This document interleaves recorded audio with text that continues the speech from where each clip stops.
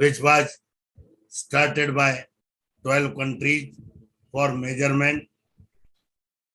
So now we are celebrating with right dosage for holistic health. We are grateful to our resource persons, guides, mentors, Sri Madan Thangvelu sir from Cambridge, welcome sir. Harish Verma ji from Canada, welcome sir. Agnihotri sir from Haridwar, welcome sir. Vishnu Prasad Sharma ji from Guwahati, welcome. And my dear Jayesh from Calcutta, Jagdishwar ji, and Gurunam Guru, Adarniya Chandrabhushan Jaji is with us today. I welcome him. Welcome, sir. Welcome. I am thankful to speakers, Dr. Namrata, Dr. Jarin, and Dr. Namrata ji is busy unexpectedly with the meetings, and she has been kind enough to recommend Dr. Manoj Kumar Das from Raipur. Welcome. He is also from my fraternity, Rasashastra and Vaisaji Kalpana. Welcome, Dr. Manoj Kumar Das.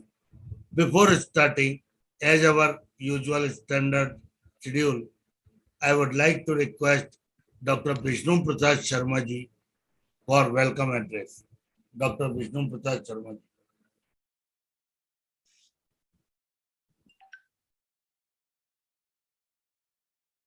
Dr. Vishnu Prasad Sharma, sir. Your audio is not connected, sir.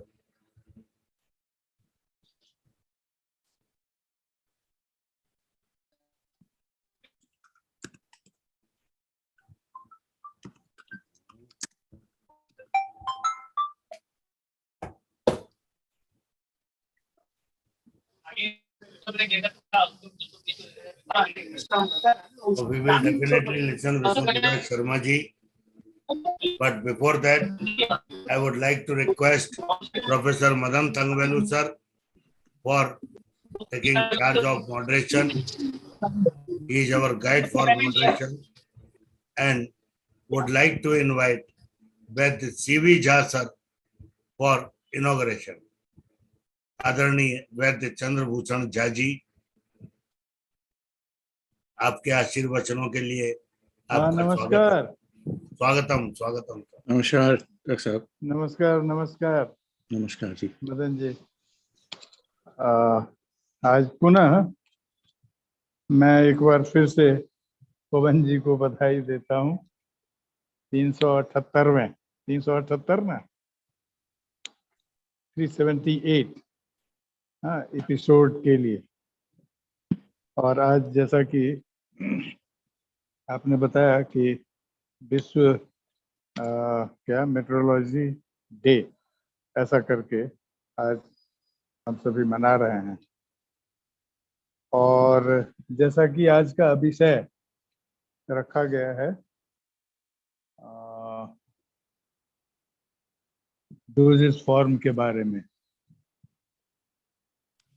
हम सभी जानते हैं कि आयुर्वेद में इतना अवकाश हम सबके सामने औसत के सिलेक्शन, कल्पनाओं के सिलेक्शन के लिए इतना जबरदस्त, इतना बड़ा एक ऑप्शंस रखा है कि चिकित्सा को कितना सरल से सरल बनाया जा सके। वनस्पतियों की जितनी सारी डोजेज फॉर्म हैं, जो कि सब भेषज कल्पना के अंतर्गत हम सभी उसकी चर्चा करते हैं। इसके अतिरिक्त जो खनिज आधारित सारे के सारे जो कल्पनाएं हैं, तो एक बड़ा ही लंबा चौड़ा कल्पनाओं का एक भंडार बनता है। और हम सभी आवश्यकता के हिसाब से, और वो आवश्यकता particularly as per the need of the patient, need of the disease, इन बातों को ध्यान में रख करके we are selecting the particular doses for the treatment. जहाँ तक ड्रग के एक्शन की बात आती है, खास करके जो विचार आयुर्वेद जिस तरह से करता है ड्रग के एक्शन के बारे में, उसमें दो तरह का विचार हम सबके सामने मुख्य रूप से आता है। उसमें एक जो वनस्पति आधारित जितनी भी कल्पनाएं हैं और जो सिद्धांत ड्रग्स के एक्शन का हमारे द्रव्य गुण विषय के अंतर्गत हम सभी पढ़ाते चले आ रहे हैं, तो एक तो वो है। और दूसरा पक्ष, जब हम रसौषधियों के क्षेत्र में आते हैं तो थोड़ा सा वहाँ पर एक लोगों की जिज्ञासा होती है कि रसौषधियाँ कैसे कार्य करती हैं। तो वास्तव में रसशास्त्र या रसौषधियाँ भी आयुर्वेद से बाहर नहीं है। इसलिए जब भी हम एक्शन की बात विचार करेंगे तो जो नियम कायदे द्रव्य के एक्शन, द्रव्य कैसे कार्य करता है, तो जो सारे सिद्धांत द्रव्य गुण में दिए गए कि किंचित रसेन कुरुते किंचित वीर्येण चापरम, तो ये जो पूरा रस से, वीर्य से, विपाक से, प्रभाव से, तो इस दायरे से बाहर रसौषधियाँ भी नहीं जाएंगी। रसौषधियाँ भी इन्हीं सिद्धांतों पर कार्य करती हैं। इतना जरूर है कि जैसे रसोनिपाते द्रव्यानाम हम कहते हैं, कोई भी द्रव्य खास करके जो वानस्पतिक स्रोत से हैं, उनके रसों का निर्णय हम जिह्वा के संपर्क से करते हैं कि मधुर है, अम्ल है, कटु है, तिक्त है, कसाय है, कैसा है।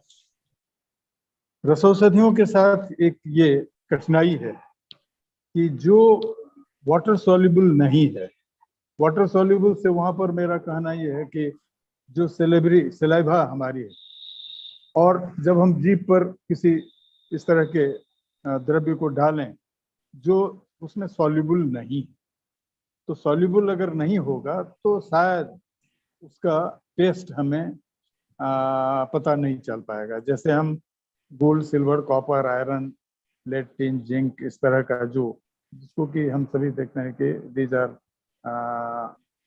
नॉन, क्या कहते हैं, इनसॉल्युबल इन वाटर, तो जीभ पर रखने पर इसका कोई टेस्ट वैसे पता नहीं चलता है। इवन आफ्टर मेकिंग इट्स भस्म, we are observing that the bhasmas are insoluble in water. तो जब वाटर में इंसॉल्युबल है और जब हम उसको टंग पे रखते हैं तो वहाँ भी प्राय करके, कुछ एक्सेप्शंस को छोड़ दें, तो टेस्ट का पता नहीं चलता है। तो जब रस का पता नहीं चलता है तो how we will decide its action. अगर मधुर है तो मधुर के हिसाब से हम विचार करेंगे, अम्ल है तो अम्ल के हिसाब से उसके एक्शन पर विचार करेंगे, या मतलब कटु तिक्त कसाय, मधुर अम्ल लवण कटु तिक्त कसाय, जो 6 ये टेस्ट बताए गए हैं, तो अकॉर्डिंगली जो रस के आधार पर एक्शन की बात तो हम वहां पर करेंगे। इन रसौषधियों के साथ, जिसको कि खास करके भस्मों में एक गुण बताया गया गतरसत्व, it should be free from the taste, भस्म में टेस्टलेस होना चाहिए।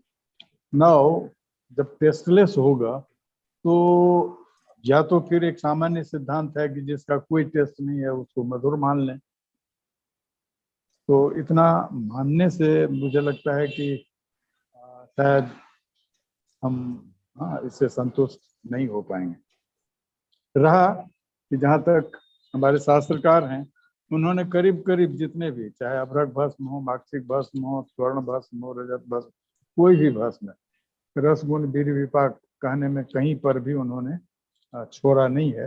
हर जितने भी प्रोडक्ट्स हैं उन सब के रसगुण विपाक की चर्चा वहां पर की गई। अब सवाल उठता है कि इतने से हमको संतुष्ट होना चाहिए, लेकिन फिर भी कुछ लोग प्रश्न उठाते हैं कि भाई हमारी जो ये, क्योंकि हमारे शास्त्रकारों ने एक जगह ऐसा लिख दिया, भले वो ऐसा माना जाता है कि बाद में लोगों ने उसको डाल दिया हो, न रोगा नाम, हाँ, न दोषा नाम न रोगा नाम न च पुंसाम परीक्षणम न देशस्य न कालस्य कार्यरस चिकित्सित।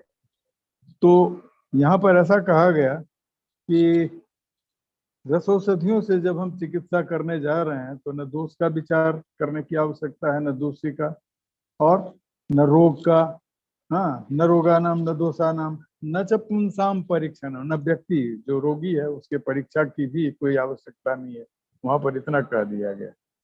तो ऐसा कहने के पीछे, और जब कहा गया कि जब हम रसौषधियों से चिकित्सा करते हैं तो ये सब दोष दोषी और क्या कहते हैं रोगी, इन सब के बारे में बहुत ज्यादा विचार करने की आवश्यकता, ये स्पष्ट रूप से लगता है कि जैसे अतिशयोक्ति पूर्वक, हाँ, क्या एग्जेगरेटेड, हाँ, एक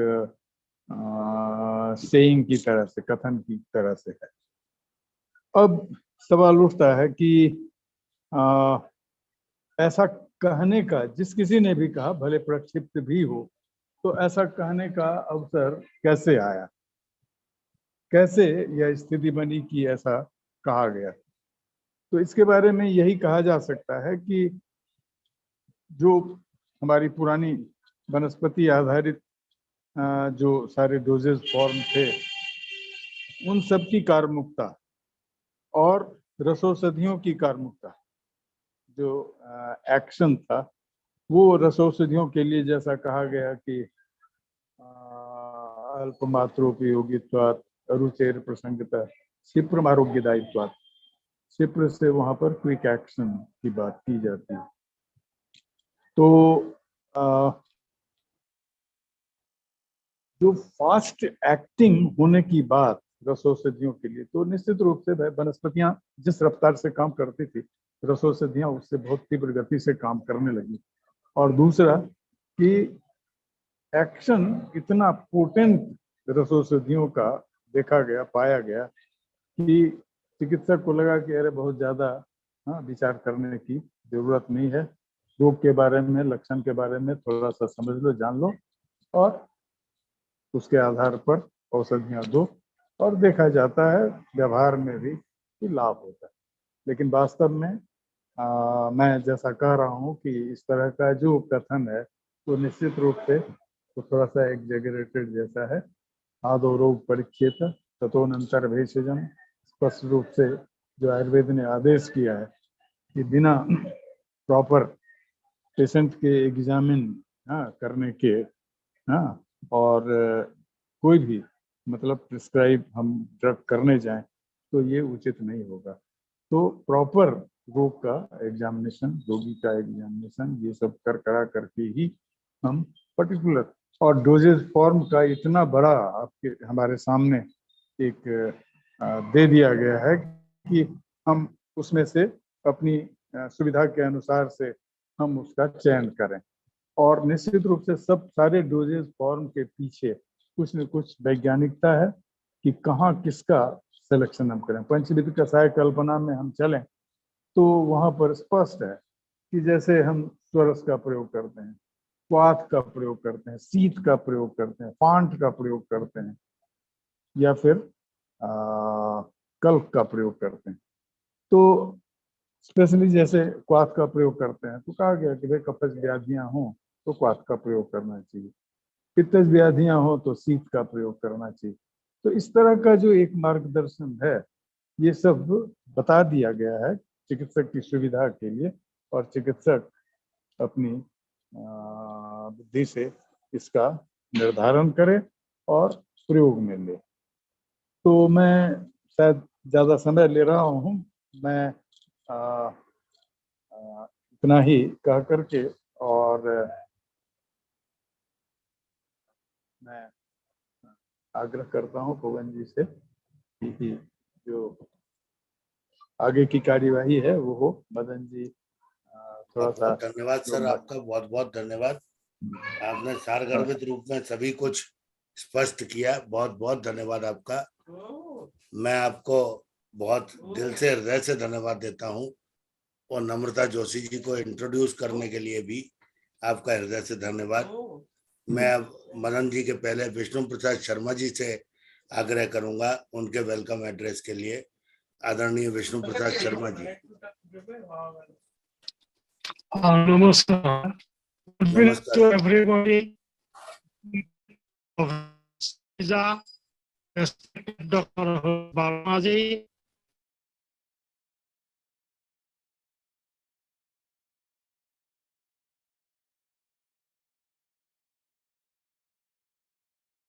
आवाज नहीं आ रही है। for holistic health. It is an important subject for treatment or for giving any medicine. Dosage is most essential, and already Sivija has spoken on this dosage. So today we have eminent speaker, Dr. Namrata Joshi from Benares. Sorry, Dr. Satyendra Kumar Tiwari from Patna, Dr. Zarin JP from Chennai. I welcome all the eminent speaker, distinguished guests, ladies and gentlemen, to this evening webinar on right dosage for holistic health. Okay, thank you. Namaskar to all. Thank you very much, sir. Madan sir, now stage is yours, sir. Pawan ji pranam, Agnihotra ji pranam. Only one sentence before you, sir.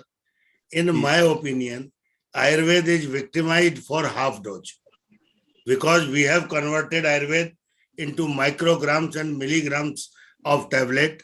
Whether we have written in our text, this is written as tola, masha, means grams, not in milligrams. So generally, according to modern representatives, we have not been able to cop up the exact dosage, and that's why Ayurveda is less efficacious in general opinion. Sorry. Thank you, sir. Please. Pawan ji, thank you. Agnihotra ji pranam. Vishnu Prasad ji, namaskar ji. Namaskar. Professor Jas Saab, thank you so much for this wonderful introduction. You have touched all the points. Ki understanding of the Rasa Panchak, understanding Rasa, aapne jo bataya ji, ki it must dissolve in water or must dissolve in, it must dissolve somewhere. Otherwise, how do you interpret Rasa? So these are very central questions. And I think you are reminding us that our task here is not an easy one. And when we go into this space, the concept of matra is very important, what Pavanji has touched. There is a conflict also between personalized forms of medicine and matra. So we are compromising somewhere between what we should be doing and what we are doing. So it is very clear. Pavanji's comment about milligrams versus the measurement, the matras described in the Vedic systems and Ayurveda is a very important point. So where do we go as our next step? I just have put on the chat box measurement theory. It's a very scientific area. Measurement kaise kare? Uski pura theory pada piche. I will share that screen as we go into the discussion. In terms of ये तो आयुर्वेद की बात होगा, measurement हो गया. अब when we come into slightly more exciting areas like homeopathy, Jarin is here, and we have had various other speakers from Ayurveda and homeopathy. Then the question is how to devise. Jarin may perhaps answer this question as we go in. How do we devise a system by which you know what is the correct dilution to be used, the correct, why do we say 30C is the best dilution? Why not 200C? So there are issues like this, and Pavanji's comment is very correct. Because of this complication, because we are not able to explain our position correctly, we have a problem. The reason for this might be that on one hand, we have a science based on qualities and qualitative logic. तो हमारी पंचभूत सिद्धांत, त्रिदोष सिद्धांत, and Dravya Guna, many of the origins of these are found in the world of qualities and less in the world of quantities. So this is a very important point. It's a qualitative engagement that we have to understand the complexity of the human body, how we make kashayams, how we make any other yogams. So there are some issues here, and I think clarification can be had if we put our heads together. The thinking that is there in Ayurveda, it might be the same in Siddha and a little bit in Unani. There might be some similarity.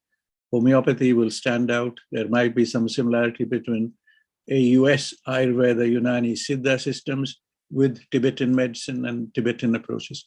The point to keep in mind that the epistemology of these sciences have a qualitative foundation, and it is based on qualities.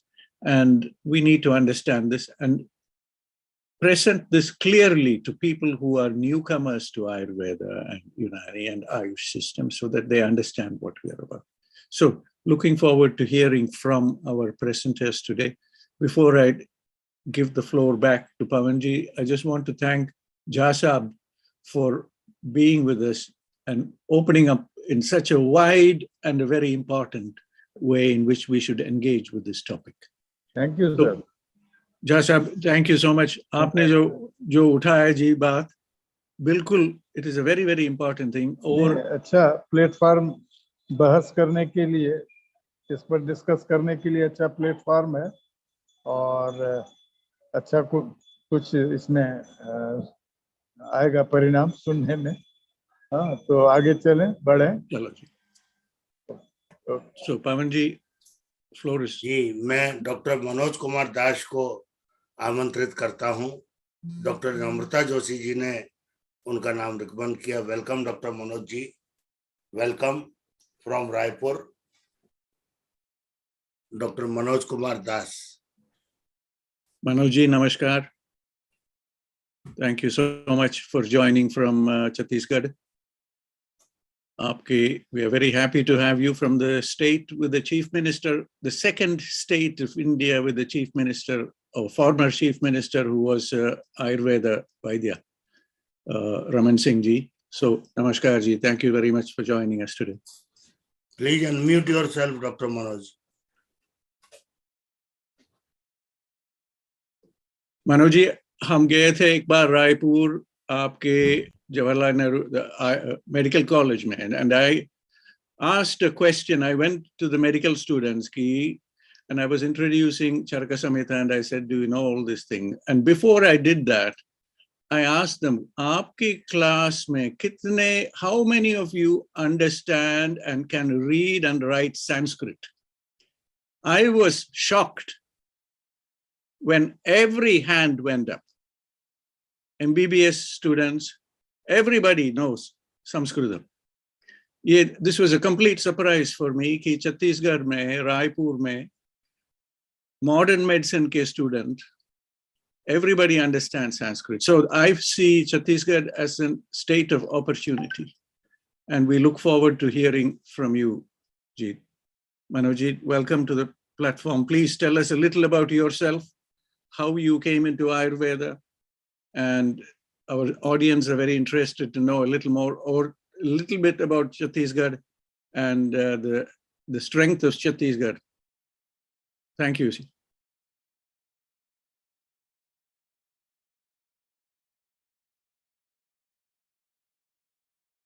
Manojit, unmute. You have to unmute, Manojit. आपका आवाज नहीं आ रहा.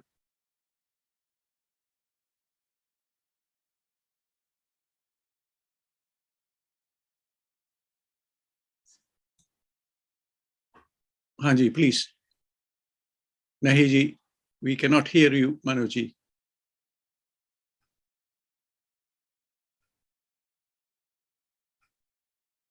There is some difficulty in your audio signal.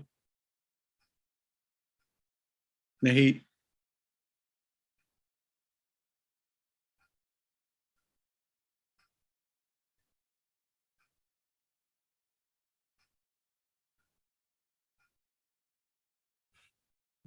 Nahi ji, we cannot hear you. I don't know if Pavanji can see something on your settings, Pavanji, for Manoj, whether there is something there that needs to be adjusted. No, it's all, It's all right. from our side. Thank you. Nahi ji, Manoj ji, aapka आवाज nahi aa raha. There is some problem with your audio signal.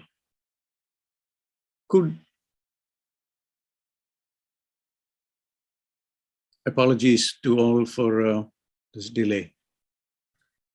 Doctor Madan ji प्रणाम, जब तक नमस्कार। आवाज आती है। हाँ जी बिल्कुल, कनाडा टोरंटो से बिल्कुल साफ आ रहा है जी। थैंक यू सर, प्रणाम। प्रणाम जी, प्रणाम। डॉक्टर जहाज साहब प्रणाम, मेरे सभी आचार्यों को प्रणाम। मेरा एक क्वेश्चन है जहाज साहब से, जो किशार हैं तो किशारों की जो डोज है सर वो कितनी होनी चाहिए? क्षार में किस क्षार की बात आप कर रहे हैं? जैसे अपामार्ग क्षार है, अर्क क्षार है, या अपामार्ग क्षार, अर्क क्षार। जी तो इसमें भी नहीं, इसमें भी जैसे अपामार्ग क्षार है या फिर यवक क्षार है, अर्क क्षार, चिंचा क्षार है। तो इसमें जितने भी ये सारे क्षार हैं, मोस्टली इसको अगर छोटी मात्रा में चलें तो ज्यादा बढ़िया है, और वो 1 से 2 ग्राम तक की मात्रा में आप इसको प्रयोग में ले सकते हैं, और जो भी उसका सुटेबल एक्शन है वो आपको इतने डोज में मिल सकता है क्षार के प्रयोग में। इसमें भी विचार खाली करना चाहिए कि कौन माइल्ड है, कौन। अब जैसे क्षार में पानीय क्षार और प्रतिसारणी क्षार पहले ही 2 भाग कर दिया। इन 2 भागों में जो पानीय क्षार है उसमें भी जितने भी क्षार हैं, जैसे चिंचा क्षार या अपामार्ग क्षार है, यवक क्षार है। यवक क्षार बहुत माइल्ड है, अपामार्ग क्षार उससे थोड़ा सा तीव्र है।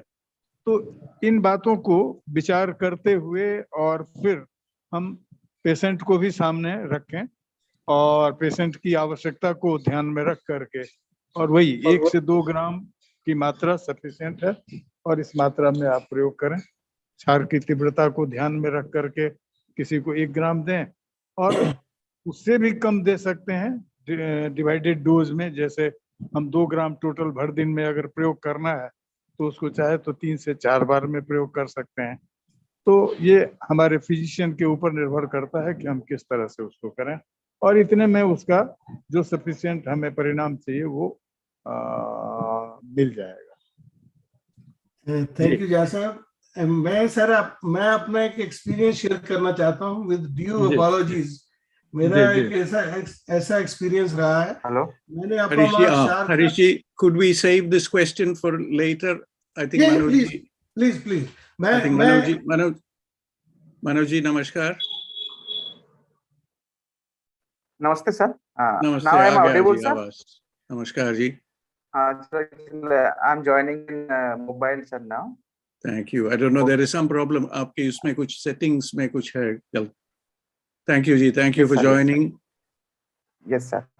If you, Manoj ji, if you rest your mobile phone on something, then there is no shaking on the screen, and then we can see you clearly. If it is possible, then we would welcome that, because the image will be clearer and it will be stable.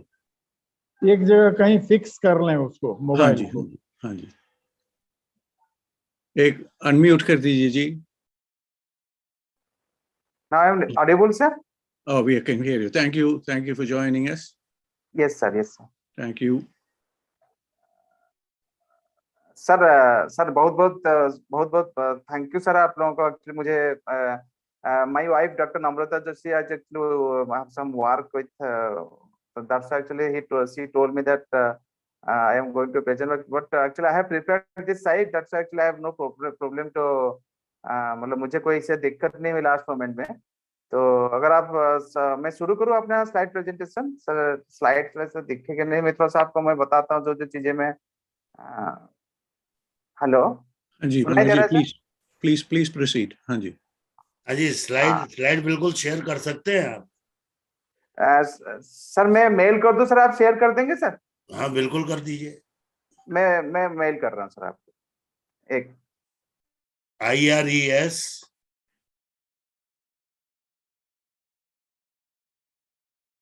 KOL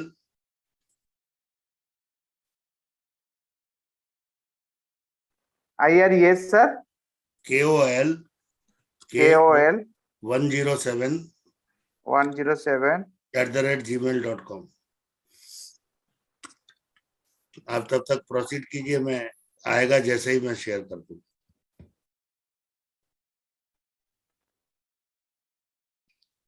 Harish ji, we will come back to your question. जो आपके सवाल झा साहब से बाद में आएंगे जी। Thank you for.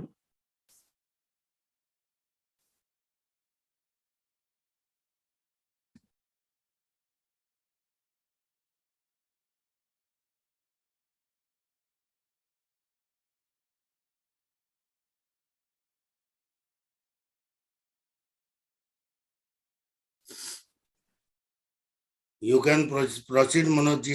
Whenever it receives at my end, I will start the presentation.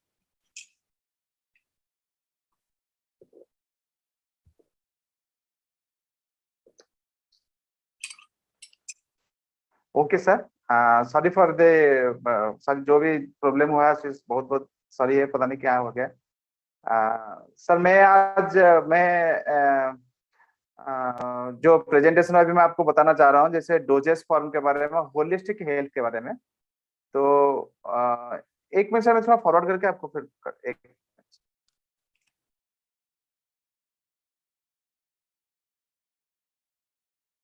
Pavanji, there is somebody in the waiting room with the iPhone. I'm going to send a message saying, please identify yourself before we can let you in the room. Definitely, sir. I'm just sending, please identify yourself. Because generally hackers are equipped with iPhone. So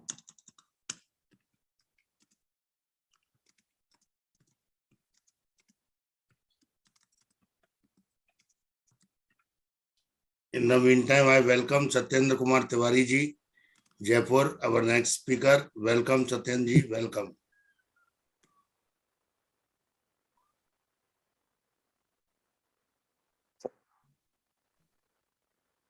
Sir, have you received my mail? No, just I am checking. You can start in the meantime. Okay. Yes, I have received. I have received. Okay. Sir, today's topic is actually right dosage of for holistic health. Myself, Dr. Manoj Kumar Das. I am working as an associate professor in Department of Rasasastra in Government Ayurvedic College, Raipur. Before going that, what are the dosage for holistic health? First of all, हम लोग उसके बारे में जानने से पहले holistic health क्या है थोड़ा सा हम लोग पहले देखेंगे। होलिस्टिक हेल्थ है कैसे? आज के दिन में बहुत चलता है होलिस्टिक हेल्थ। आयुर्वेद में इसकी क्या वर्णन है, और आयुर्वेद में उसको हम लोग आयुर्वेद की जो डोजेस फॉर्म हमारा बताया गया है उसको होलिस्टिक हेल्थ में हम लोग किस तरह से प्रयोग किया जा सकता है। तो होलिस्टिक हेल्थ से क्या है, जो हम लोग सपोर्टिंग जो मेनली जो टीनेजर्स हैं उनके जो प्रॉब्लम्स आने वाला प्रॉब्लम्स है उसको हम लोग कैसे रोक सके, मतलब supporting the teenager to prevent many of the problems they can carry into the adulthood. Then again, what a balancing between the body, mind and spirit.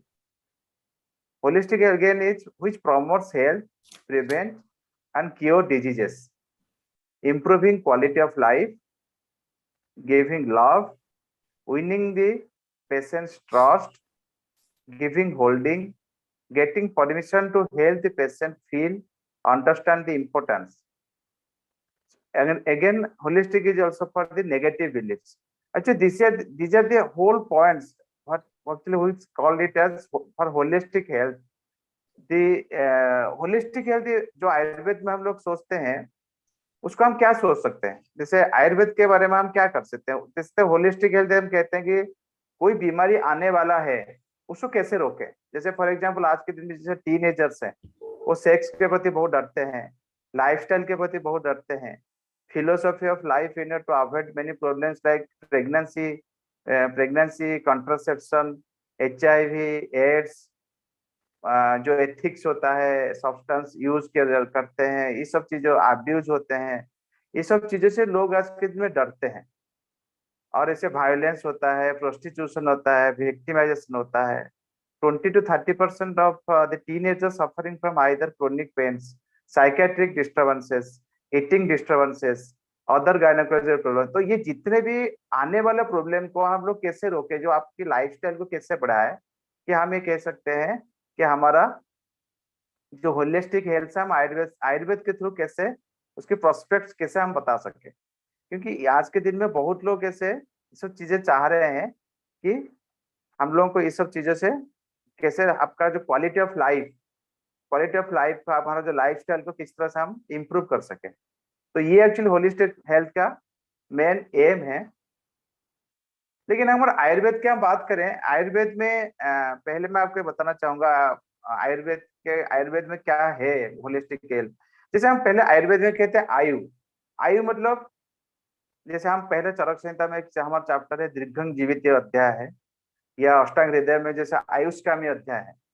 ये दोनों चैप्टर बहुत इंपॉर्टेंट है। इससे हम अगर होलिस्टिक हेल्थ के बारे में बात करें, देखिए आयुर्वेद में सभी चीजें लिखा है। जैसे हमारा चरक तस्यासित्य अध्याय है, चरक का जो सूत्र स्थान के जो 5वें चैप्टर, 6ठा चैप्टर, जैसे तस्यासित्य, मात्रासित्य, नववैज्ञान धारणी, और हमारा जो ये जितने भी चैप्टर्स है सब में एक्चुअली आयु के बारे में लिखा है, आयुष्य के बारे में लिखा है, जैसे जीवन की प्राप्ति होता है।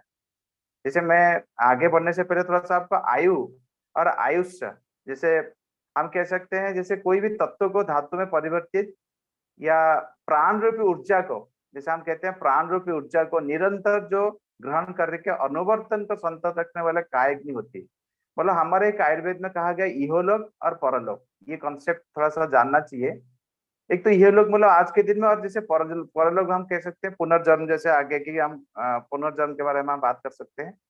जैसे हम कह सकते हैं कोई भी पुरुष की उत्पत्ति हुई है, कोई भी आदमी का जैसे संसार में उत्पत्ति हुई है, जैसे हम कह सकते हैं कि अष्टधा प्रकृति और एक षोडश विकार, जैसे पंच तन्मात्रा, पंच महाभूत, पंच ज्ञानेन्द्रिय, पंच कर्मेंद्रिय, पंच, ये सब चीजें संहिता में अच्छे से तस्यासित्य, मात्रासित्य, नववैज्ञान धारणीय, ये सब चैप्टर में अच्छे लिखा है। क्लियर कर सब बता दिया गया है कि होलिस्टिक हेल्थ के लिए हमें क्या क्या चीजें करना चाहिए। जैसे दिनचर्या की बताया गया, रात्रिचर्या, सब ऋतुचर्या, सब चीजें बताया गया है। तो कौन सा आहार लेना चाहिए कि जिससे हमारा आयु बढ़े, आयुष्य बढ़े, और जो हमारा अग्नि है ये सब बैलेंस है। जैसे हम आयुर्वेद में कहते हैं आहार, निद्रा और आनंद, जैसे हम कहते हैं ब्रह्मचर्य जिसको कहते हैं। क्योंकि जो आहार होता है तो पोषक तत्व देता है, जैसे निद्रा जो है, निद्रा से भी क्या है पोषण होता है। जैसे मैं आज के दिन में हम होलिस्टिक हेल्थ की बात कर रहे हैं, होलिस्टिक हेल्थ जैसे आहार से भी अच्छे तरीके से हो सकता है, प्रॉपर तरीके से निद्रा से भी हो सकता है, या ब्रह्मचर्य, जिससे हम कहते हैं कि ब्रह्मचर्य से क्या होता है, सत्व का पोषण होता है। जैसे हम कहते हैं मन, एक्चुअली इंद्रियां जितने भी हैं, इंद्रिया का पोषण तो एक्चुअली निद्रा से होता है, लेकिन जो सत्व का पोषण होता है वो ब्रह्मचर्य से होता है। तो ऊर्जा की जो आपूर्ति जो होता है, जो शरीर के अंदर जो ऊर्जा होती है, जिसको हम कहते हैं प्राण, तो ये जो आहार होता है, ये आहार के क्या करता है, ये शरीर के प्राण को बढ़ाता है। जैसे हम कहते हैं निद्रा क्या करता है, निद्रा क्या करता है, पंचेंद्रिय रूपी प्राण का वाहक होता है। जो पंचेंद्रिय रूपी प्राण है उसके वाहक कौन है, आपका निद्रा है। और ब्रह्मचर्य क्या है, सत्व रूपी प्राण का वाहक है। जो हमारा सत्व होता है, शरीर के जो सत्व होता है, आत्मा, मन, जितने भी आपका है, जैसे अष्टधा प्रकृति, जैसे हम कहते हैं धातु साम्य कराना है किसी, हम जैसे स्वस्थ रहना चाहते हैं, मतलब इसका मतलब कि जितने भी 24 तत्व है हमारे शरीर के अंदर, ये 24 तत्व अगर आपकी साम्य अवस्था में रहेगा तब भी आप प्रॉपर तरीके से स्वस्थ रह सकते हैं। तो ये स्वस्थ रहने के लिए हमारा सबसे मेन इंपॉर्टेंट क्या है, आहार, निद्रा और ब्रह्मचर्य। ये तीनों अगर आपका सही है तो हम आप जो होलिस्टिक हेल्थ की बात कर रहे हैं इसको हम पूरा कर सकते हैं। तो ऐसे होलिस्टिक हेल्थ के बारे में आयुर्वेद पर्सपेक्टिव क्या है, जैसे डाइट के इनकॉर्पोरेट्स ऑफ डाइट, जैसे हम एक्सरसाइज, व्यायाम के बारे में बताया गया है, लाइक एक्टिविटी रूटीन से, साइकोथेरापेटिक प्रैक्टिसेस से, मसाज है, आयुर्वेदिक मेडिसिन से। तो पहले डाइट क्या है, नेक्स्ट स्लाइड प्लीज। डाइट जो है diet is the first and most, जिसको हम कहते हैं आयुर्वेद में आहार हम कहते हैं, diet is the first and most basic building block of good health in Ayurveda. It is the safest therapy and can be used by anyone as a self-care. Improper diet is the main underlying physical factor that induce disease. जो मैंने आपको पहले ही बताया, आहार, निद्रा और ब्रह्मचर्य, ये अगर तीन अगर साम्यावस्था में रहेंगे तब भी हम आप स्वस्थ रह सकते हैं. इसमें किसी में भी कुछ गड़बड़ी आएगा तो हमारा जो धातु साम्य का जो हमारा कंसेप्ट है, क्योंकि रोगास्तु दोषो वैषम्यं साम्यं प्रकृति आरोग्यता, मतलब जितने भी एक्चुअली दोषों का जब तक आपको आरोग्य चाहिए, आरोग्य के लिए हमें ये आहार, निद्रा और ब्रह्मचर्य सही होना चाहिए, तब भी हम होलिस्टिक हेल्थ को कवर कर सकते हैं. जैसे आयुर्वेद में आहार के बारे में बहुत अच्छे तरीके से बताया भी गया है. जैसे जैसे हम कहते हैं सुख धान्य, संविधान्य, शाक, फल वर्ग, हरित वर्ग, मध्य वर्ग, अम्बु वर्ग, इक्षु वर्ग, ये जितने भी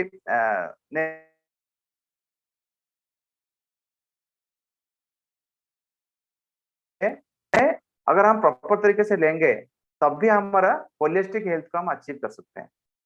जैसे फॉर एग्जांपल आपको पहले नेक्स्ट स्लाइड प्लीज. जैसे अन्नपान, हम आयुर्वेद में कहते हैं अन्नपान, अन्नपान विधि, जैसे अन्नपान का एक पूरा चैप्टर है हमारा चरक संहिता है. तो अन्न में क्या है, धातुओं में प्राण का धारण करने की क्षमता वाला द्रव्य जो उसको हम अन्न कहते हैं. पान क्या कहते हैं, पान मतलब धातुओं में प्राण का वहन करने की जो क्षमता वाला द्रव्य है वो पान है. जितने भी हम गमन करते हैं या भाषण देते हैं आदि क्रिया में आवश्यक प्राण को शरीर में धारण एवं उपयोग काल में यथा योग्य वहन करने की क्षमता वाले द्रव्य समूह को अन्नपान कहते हैं. ये बहुत इंपॉर्टेंट चीज है. अगर हम इस चीजों को संयुक्त रूप से अच्छे से अपना रखें या पेशेंट को एडवाइस करें तो हमारा जो होलिस्टिक हेल्थ के जो कॉन्सेप्ट है उसको हम पूरा कर सकते हैं. जैसे फिर एक नेक्स्ट स्लाइड प्लीज. ये सुख धान्य है. सुख धान्य जैसे हम कहते हैं जो असित, कदित या पीत, लीड जो आहार रस होता है, ये क्या करता है, उपयोग भाग से प्रवेश प्रदान करने वाले जो अग्रज आहार वर्ग है सुख धान्य, जैसे चावल हो गया, षष्टिक हो गया, गेहूं हो गया. जैसे संविधान्य में क्या है, वो संविधान्य क्या ज्यादातर करता है, आहार रस में आहार प्रसाद भाग को रस में प्रवेश करने वाला जो है आहार वर्ग है. मांस वर्ग में क्या है, रस में आहार प्रसाद भाग को धातु उत्तक में प्रवेश करने वाला आहार वर्ग है. शाक, ये जितने भी मैंने पूरा सब, जैसे शाक वर्ग में परवल, चौलाई, ककड़ी, लौकी, सब जो संहिताओं का बेस्ट है. फल वर्ग है, जैसे फल वर्ग है. फल वर्ग जो क्या है, देखिए ये जितने भी आहार वर्ग है इसका काम क्या है, ये देखिए प्राण को वहन तो करता ही है, लेकिन इसके ये क्या करता है, जितने भी हम रस धातु से रस वो जो तक जो भी है धातुओं के अंदर जो भी है आहार के जो प्रसाद भाग है वो धातु को उत्तम में प्रवेश करने वाला आहार वर्ग है. उसके बाद उपांग में प्राण का संवहन सुचारू रूप से करने वाला मध्य आहार वर्ग. उपांग मतलब जितने भी हमारे शरीर के अंग और उपांग है उसको जो भी संवहन जो होता है प्राण का संवहन वो भी आहार वर्ग करता है. तो उसके बाद और क्या है, अंग में वृत्ति चलाना, लिखना, गमन आदि अनुसरण प्राण को धारण कर रखते हैं और धातुओं को प्रेरित करते हैं. हरित वर्ग क्या करता है, अन्न का वहन, मतलब और आहार वर्ग का और क्या क्या रोल है इससे, अन्न का वहन करने वाला आहार वर्ग पोष्ठ में पोषक तत्व को आहार रस में बाहित करता है. आहार रस से पोषक तत्व का रस में बाहित करता है. जैसे मध्य वर्ग जो है इसका रोल है. अम्बु वर्ग क्या करता है, रस में से पोषक धातुओं का धातु उत्तान तक अंतर्गत भेजने वाला आहार वर्ग है. जैसे आयुर्वेद में अंतरिक्ष जल, तालाब, जैसे अभी हम लोग आगे देखेंगे, जैसे आयुर्वेद में हमारा रस मतलब भेषज में बताया गया उष्ण दोग का कंसेप्ट है, आरोग्य अम्बु का कंसेप्ट है. ये सब बहुत साइंटिफिक है. मैंने अगर आपको बताऊंगा, ये कोरोना टाइम में बहुत सारे पेशेंट ऐसे थे जो आरोग्य अम्बु पी रहे थे. आरोग्य अम्बु मतलब जितने भी जो नॉर्मल वाटर आता है उसको 1/4 करेंगे या 1/3 करेंगे, 1/2 कर लेंगे, वो 200 के हिसाब से इफेक्ट भी करता है. और मैंने बहुत सारे लोगों से सुना भी है जो लोग इसका यूज कर रहे थे उनकी बहुत जल्दी उन लोगों को इफेक्ट भी मिला है. उसका जो गोरस वर्ग के उसका काम क्या है, धातु उत्तक के उपांग में पोषक तत्व भेजने वाला ये आहार द्रव्य है. इक्षु जो है, इक्षु के विकार अंग में वृत्ति अनुसार प्राण और धातुओं के परस्पर योजना करते हैं. मधु मन को विशद बनाता है. मधु इंद्रियों के वृत्तियों को धातु साथ योग्य रीति से अनुग्रह को प्राप्त करवाता है. कृतान बोल क्या करता है, अर्ण को पान साथ संयोजित करने वाला आहार वर्ग है। इसमें अग्नि का मुख्य रूप से संयोग होता है। जैसे हम जितने भी कृतान वर्ग, जैसे ये बाघ हो गया, मंड हो गया, बिलप, सब चीजें थोड़ा सा हम बताएंगे आगे। तो ये सब चीजें देखिए, आहार जो है प्राण को वहन करता है। तो इस सब चीजों के ऊपर हमें अगर ध्यान देंगे तो हम होलिस्टिक हेल्थ को कवर कर सकें।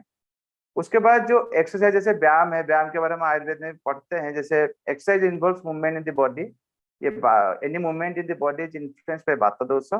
सो exercise is vata activity, it increases vata. Temperature and sweating in influenced by pitta, hence workout increases pitta. For this reason, people suffering from vata and pitta disorders should avoid exercise till the time the disease completely treated. तो ये सब चीजें हैं जो व्यायाम के बारे में है। फिर आगे when जैसे when kapha dominates, people are slow and lethargic, they like a lot of sleep and tend towards obesity. When pitta dominates, people are hot, intense, aggressive, and demanding.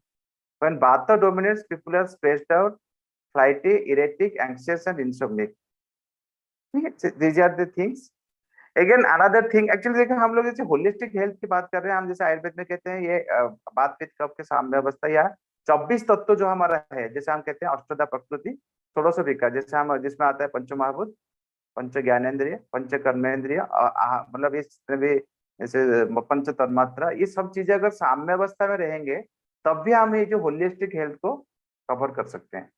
दवाई दे के होलिस्टिक हेल्थ को cover पाना बहुत मुश्किल है, इसलिए हमें पूरा ये 24 तत्व जो है, जो अष्टधा प्रकृति और आपकी हमारा 16 विकार, जिसमें हमारा पंच ज्ञानेन्द्रिय, पंच कर्मेंद्रिय, पंच तन्मात्रा, पंच महाभूत, ये सब चीजें सब अगर इसको अगर जब तक हम साम्य अवस्था में नहीं लाएंगे तब तक हमारा सिद्धांत जो हम लोग होलिस्टिक हेल्थ को कवर नहीं कर पाए। तो लाइफ एक्टिविटी रहती है, जैसे आयुर्वेद में भी कहा गया है, मॉडर्न में भी आज के दिन में, जैसे शादी किससे करना चाहिए, जैसे कौन से पित्त प्रकृति के लोग, जैसे आयुर्वेद में कहा गया है relationship can improve if one understand the doshas. Ayurveda suggest a spouse of a different fundamental physiology. This helps each balance the other in the relationship and prevents the offspring from being too extremely endured from birth in any of the dosha. Two vatas produce a child who is doubly fundamental vata. जैसे for example मैं आगे बता रहा हूँ, जैसे for example हम लोग कफ प्रकृति के इंसान है, तो हमें किससे करना चाहिए, मैरी किससे करना चाहिए, वात प्रकृति के इंसान से। और जैसे हम पित्त के प्रकृति का हम इंसान है, तो बैलेंस पित्त को करने के लिए हमें ऐसे इंसान से शादी करना चाहिए जो कफ या वात प्रकृति के हों। जैसे हम वात प्रकृति के इंसान है तो हमें कफ प्रकृति के इंसान से शादी करना चाहिए। तो ये क्या होगा, ये सब चीजें करने से क्या हमारा जो होलिस्टिक हेल्थ को हम अचीव कर पाएंगे। जैसे कन्वर्सेशन आपका स्टिमुलेटिंग, एनकरेजिंग, मतलब ये जो चीजें आगे सर है ऐसे। Hello, I am audible sir, now I am audible sir? Very clear, बहुत clear, very clear. Thank you. Yes sir, yes. So sir, these are the things actually described in Ayurveda and in also modern science also, in the holistic science also. They also think that if the life activity, अगर हम इसको achieve करना चाहते हैं तो हमें इस तरह से चीजों करेंगे तब भी हम होलिस्टिक हेल्थ को प्राप्त कर सकते हैं। जैसे मॉडर्न साइंस ये कहता है कि साइकोथेरापेटिक प्रैक्टिसेस, जैसे हमें क्या करना चाहिए। जैसे फॉर एग्जांपल हमारे आयुर्वेद इतने बढ़िया क्लियर कट बता रहे हैं, मैं तो आपको ये भी बताऊंगा, जितने भी रोग होता है हम कहते हैं कि ये जो 9 वैज्ञान धारण है, जैसे 13 प्रकार की वेग के बारे में बताया गया है, लेकिन ये 13 प्रकार की वेग को कंट्रोल कौन करता है, ये धारणीय वेग करता है। धारणीय वेग कौन कौन है, लोभ है, ईर्ष्या है, द्वेष है, ये जो जिल्लसी है या राग है, ये जितने भी ये चीजें, ये बहुत इंपॉर्टेंट है। इसका कारण मैं बता रहा हूँ। हम जैसे कोई पेशेंट को आते हैं, पेशेंट को हम कहते हैं कि जैसे हम कहते हैं निदान परिवर्जन, जैसे पहला पेशेंट का हम निदान का परिवर्जन कराते हैं, लेकिन निदान का परिवर्जन करने से पहले हम क्या कहते हैं, पेशेंट को बोलते हैं क्या, उसको हम क्या करते हैं, जैसे मात्रा सिद्धि अध्याय में जैसे लिखा है कि षष्टिक चावल खाना चाहिए, मूंग की सेवन करना चाहिए, मूंग दाल का सेवन करना चाहिए, सब क्लियर कर लिखा हुआ है हमारे संहिताओं में। हम क्या करते हैं, पेशेंट को उसमें डाल देते हैं कि ये चीजें आप पहले खाना शुरू कर दो। तो ऑटोमेटिकली जो पेशेंट ने निदान लेके कोई बीमारी हुआ है, तो उस निदान से हमें पेशेंट को अगर दूर करना चाहते हैं तो पहले हम लोग जो मात्रा सिद्धि, तस्य सिद्धि, 9 वैज्ञान धारणीय अध्याय में जो जो चीजें लिखा है अगर हम पेशेंट को बता देंगे, ऑटोमेटिकली पेशेंट उसमें जो भी उसका निदान से उसको बीमारी हुआ होगा वो निदान को छोड़ देगा। लेकिन इस निदान को छोड़ने के लिए पहले हम क्या करना है, जो लोभ को, ईर्ष्या को, द्वेष को, या माश्चर्य को, या राग को, या जिल्लसीनेस, जो ये सब चीजें हमारा, ये जब तक दूर नहीं होगा तब तक अगर आपने ज्ञान धारण में जो जो चीजें लेकर अगर उसको भी कर दिए, निदान का ही परिवर्तन करे, तब भी आपकी बीमारी या धातु साम्य की अवस्था या जो भी हम लोग जो होलिस्टिक हेल्थ की बात नहीं हो पाएगा। तो धारणीय वेग जो है ये अधारणीय वेग को भी कंट्रोल करता है। तो क्योंकि आप देखें, जैसे मैंने अभी एक एटियोलॉजिकल स्टडी किया था, जैसे मेरा जो रिसर्च पीएचडी में थीसिस था, तो मैंने सभी मिला, जैसे हम जो भी ब्रेस्ट कैंसर के पेशेंट ज्यादातर होते हैं उनकी एटियोलॉजी में मुझे यही सब मिला कि ज्यादातर जो जैसे ईर्ष्या, लोभ, द्वेष, ये सब चीजें एक्चुअली बहुत बड़ी बड़े फैक्टर्स है कोई भी डिजीज होता है। और ये सब डिजीज क्या डिफरेंट टाइप हार्मोन्स को या उसमें बहुत सारे इफेक्ट करके वो relates to different type of cancer या बहुत सारे अदर डिजीजेस को भी क्रिएट करते हैं। तो हमें धारणीय वेग को बहुत कंट्रोल करना चाहिए जब हम होलिस्टिक हेल्थ की बात करते हैं। तो ये सब चीजें है। ऑल दिस बेगर्स, आगे से स्लाइड्स है, साइकोथेरेप्यूटिक प्रैक्टिसेस में सर यही सब। हाँ सर, ये जैसे all this vegas when forcefully suppressed lead to vitiation of heart. जो भी धारणीय बेग अगर हम उसको सप्रेस करते हैं तो बात को बढ़ता है। This vitiated vayu moves haphazardly in undesired direction, mainly upward direction. This condition is called as Udawat, जैसे हम उदावत में बताऊंगा। Thus controlling bio is the key remedy for Udawat caused by बेगधारा. If not controlled in time, the vitiated bio which has been taken abnormal routes will tend to disturb the other dosas and damage the tissues and organs of the body.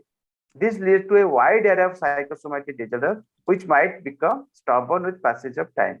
जो हम कहते हैं कि holistic health में धारणीय वेग का बहुत बहुत बड़ा रोल है। जैसे मसाज करते हैं, ये भी एक बहुत रोल है। ये तो हम आयुर्वेद में इसको पढ़ते भी हैं, मसाज करने से जैसे लाइफ स्पैन को बढ़ता है, गुड स्लिप करता है।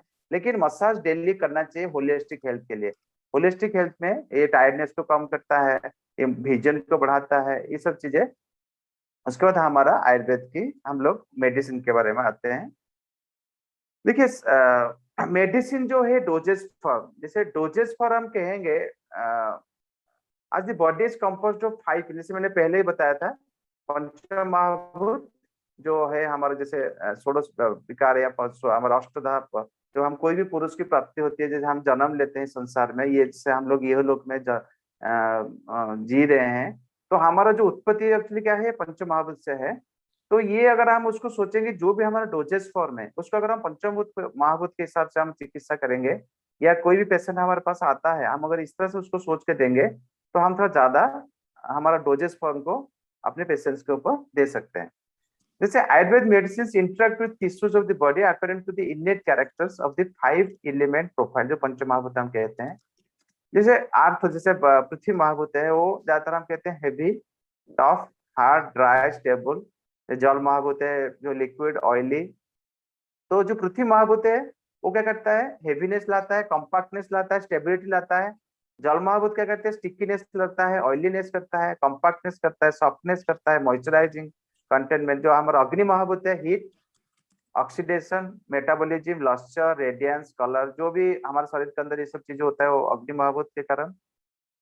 वायु महाभूत के कारण जो भी शरीर के अंदर जो रफ, जैसे मैं आपको थोड़ा सा एक और भी बताना चाहूंगा, जैसे हम बात पित्त कफ बता रहे हैं, मैं आपको छोटा सा, हम बहुत कंफ्यूजन होते हैं बात पित्त कफ, लेकिन मैंने थोड़ा सा, जब आप चिकित्सा कर मतलब हम बात करते हैं तो आप लोग मेरे भी जितने भी शरीर के अंदर जो क्रियात्मक काम होता है, कोई भी शरीर के अंदर क्रियात्मक काम हो रहा है, हम कह सकते हो बात के कारण हो रहा है। कोई भी शरीर के अंदर परिवर्तनात्मक काम हो रहा है, कोई भी परिवर्तन हो रहा है, मेटाबॉलिज्म हो सकता है, या कोई भी शरीर के अंदर सेलुलर स्ट्रक्चर में परिवर्तन हो रहा है, ये पित्त कारण, एक पित्त कारण होता है। और एक जितने भी हमारा रचनात्मक काम होता है, शरीर के अंदर कोई भी रचनात्मक परिवर्तन हो रहा है, जैसे सेल्स में भी हो सकता है, ऑर्गन्स में भी हो सकता है, हमारे एंजाइम्स में भी हो सकता है, हमारा बॉडी के सिक्रेशंस में हो सकता है, कोई भी परिवर्तनात्मक काम हो सकता है, उसको हम कफ के तरह ले सकते हैं। तो अगर हम पंचमहाभूत और ये जो सिद्धांत को हम लेके आयुर्वेद के डोजेस फॉर्म को डिसाइड करेंगे तो हम थोड़ा सा ज्यादा अच्छे से इसको समझ पाएंगे। जैसे हम आयुर्वेद की जो आगे सर, चलिए थोड़ा सा आगे, आगे की स्लाइड चलिए सर। और आगे आगे चलिए सर। हाँ, जैसे हम डोजेस फॉर्म की बात करें, ट्रेडिशनली हम डोजेस फॉर्म जैसे लिक्विड डोजेस फॉर्म आता है, जैसे हम कहते हैं जो भी साहब ने भी बताया, जहाँ सर ने मेरे गुरुजी सर ने बता दिए हैं, जैसे सोरस हो गया, क्वाथ हो गया, हीम अगर फांड, प्रमथ्या, पानीय, उष्णदक, क्षीरपाक, पानक कल्पना, अर्क कल्पना, सारकर कल्पना, स्नेह कल्पना, ये सब अगर थोड़ा सा हम अच्छे से स्टडी करेंगे तो हमें भी ये मिलेगा, ये सभी कल्पनाओं के अंदर ये महाभूत के कंसेप्ट है। जैसे लाक्षरस है, मांसरस है, उदक उदक कल्पना है, पाना कल्पना है, ये सब चीजें हैं। फिर जैसे आगे और next slide sir, next slide sir. जैसे semi solid for dosage form में क्या क्या है, जैसे हमारा कल्क हो गया, अवलेय हो गया, लेप हो गया, जैसे मलहर कल्पना हो गया, उपनाह कल्पना हो गया, ये सब क्या है सेमी सॉलिड डोजेस फॉर्म में। जैसे सॉलिड डोजेस फॉर्म क्या क्या है, जैसे रसक क्रिया हो गया, खंड हो गया, गुड़पाक हो गया, गुग्गुल हो गया, सत्तु हो गया, लवण हो गया, अयस्कृति हो गया, मत्स्य हो गया, क्षार हो गया, बट्टी हो गया, बट्टी। अगर हम इसको थोड़ा सा और ज्यादा अच्छे से इसको इंडिविजुअल ज्यादा कल्पनाओं के जो डोजेस फॉर्म के बारे में बताएंगे, ये हमें मिलेगा ये डोजेस फॉर्म कोई ना कोई महाभूत की डोमिनेंस होगा, और ये महाभूत की डोमिनेंस के कारण उस तरह से उसका प्रयोग भी आगे बताया गया है। जैसे फॉर एग्जाम्पल हम कहते हैं सोरस कल्पना। सोरस कल्पना ज्यादातर हम कहते हैं जो पंचमहाभूत में बताएंगे, जल महाभूत की ज्यादातर है। जैसे अद्रक सोरस है, ये बात दोष का सम्मान करने के लिए। देखिए बात दोष का सम्मान का मतलब क्या है, ये बात भी सर एक्चुअली बहुत प्रकार के वर्ड आते हैं, जैसे अनिल आता है, एक होती है अनिल वर्ड जैसे हम आता है, जैसे एक जैसे बात कहाँ लिखा है, कहाँ अनिल लिखा है, ये सब एक एक शब्द का बहुत बड़ा रंग। जैसे कोई भी शरीर के अंदर कोई गत्यात्मक चीजें हम कह सकते हैं, अनुलोमात्मक अनुलोमन हो रहा है या गत्यात्मक चीजें हो रहा है, हम वहां पे अनिल का वर्ड लेते हैं। अनिल ये बहुत मतलब बहुत एक मतलब डीप है, हम आयुर्वेद की जब हम बात करते हैं। लेकिन हम जो अगर फंडामेंटल प्रिंसिपल जो कौन सा ऐसे फॉर्मुलेशन है या कौन से डोजेस फॉर्म है, हम ये कह सकते हैं जैसे जैसे सोरस है जल महाभूत है, इसलिए ज्यादातर ये बात दोष का सम्मान करता है। कल्क जो है ये पृथ्वी और जल महाभूत का ज्यादातर जितने भी कल्प हम बनाते हैं, जैसे नीम कल्प हो गया, ये पित्त विकार में हम ज्यादातर देते हैं। चूर्ण क्या है, ये पृथ्वी महाभूत का कंसेप्ट है, ये त्रिफला चूर्ण जो है पित्त विकार में देते हैं।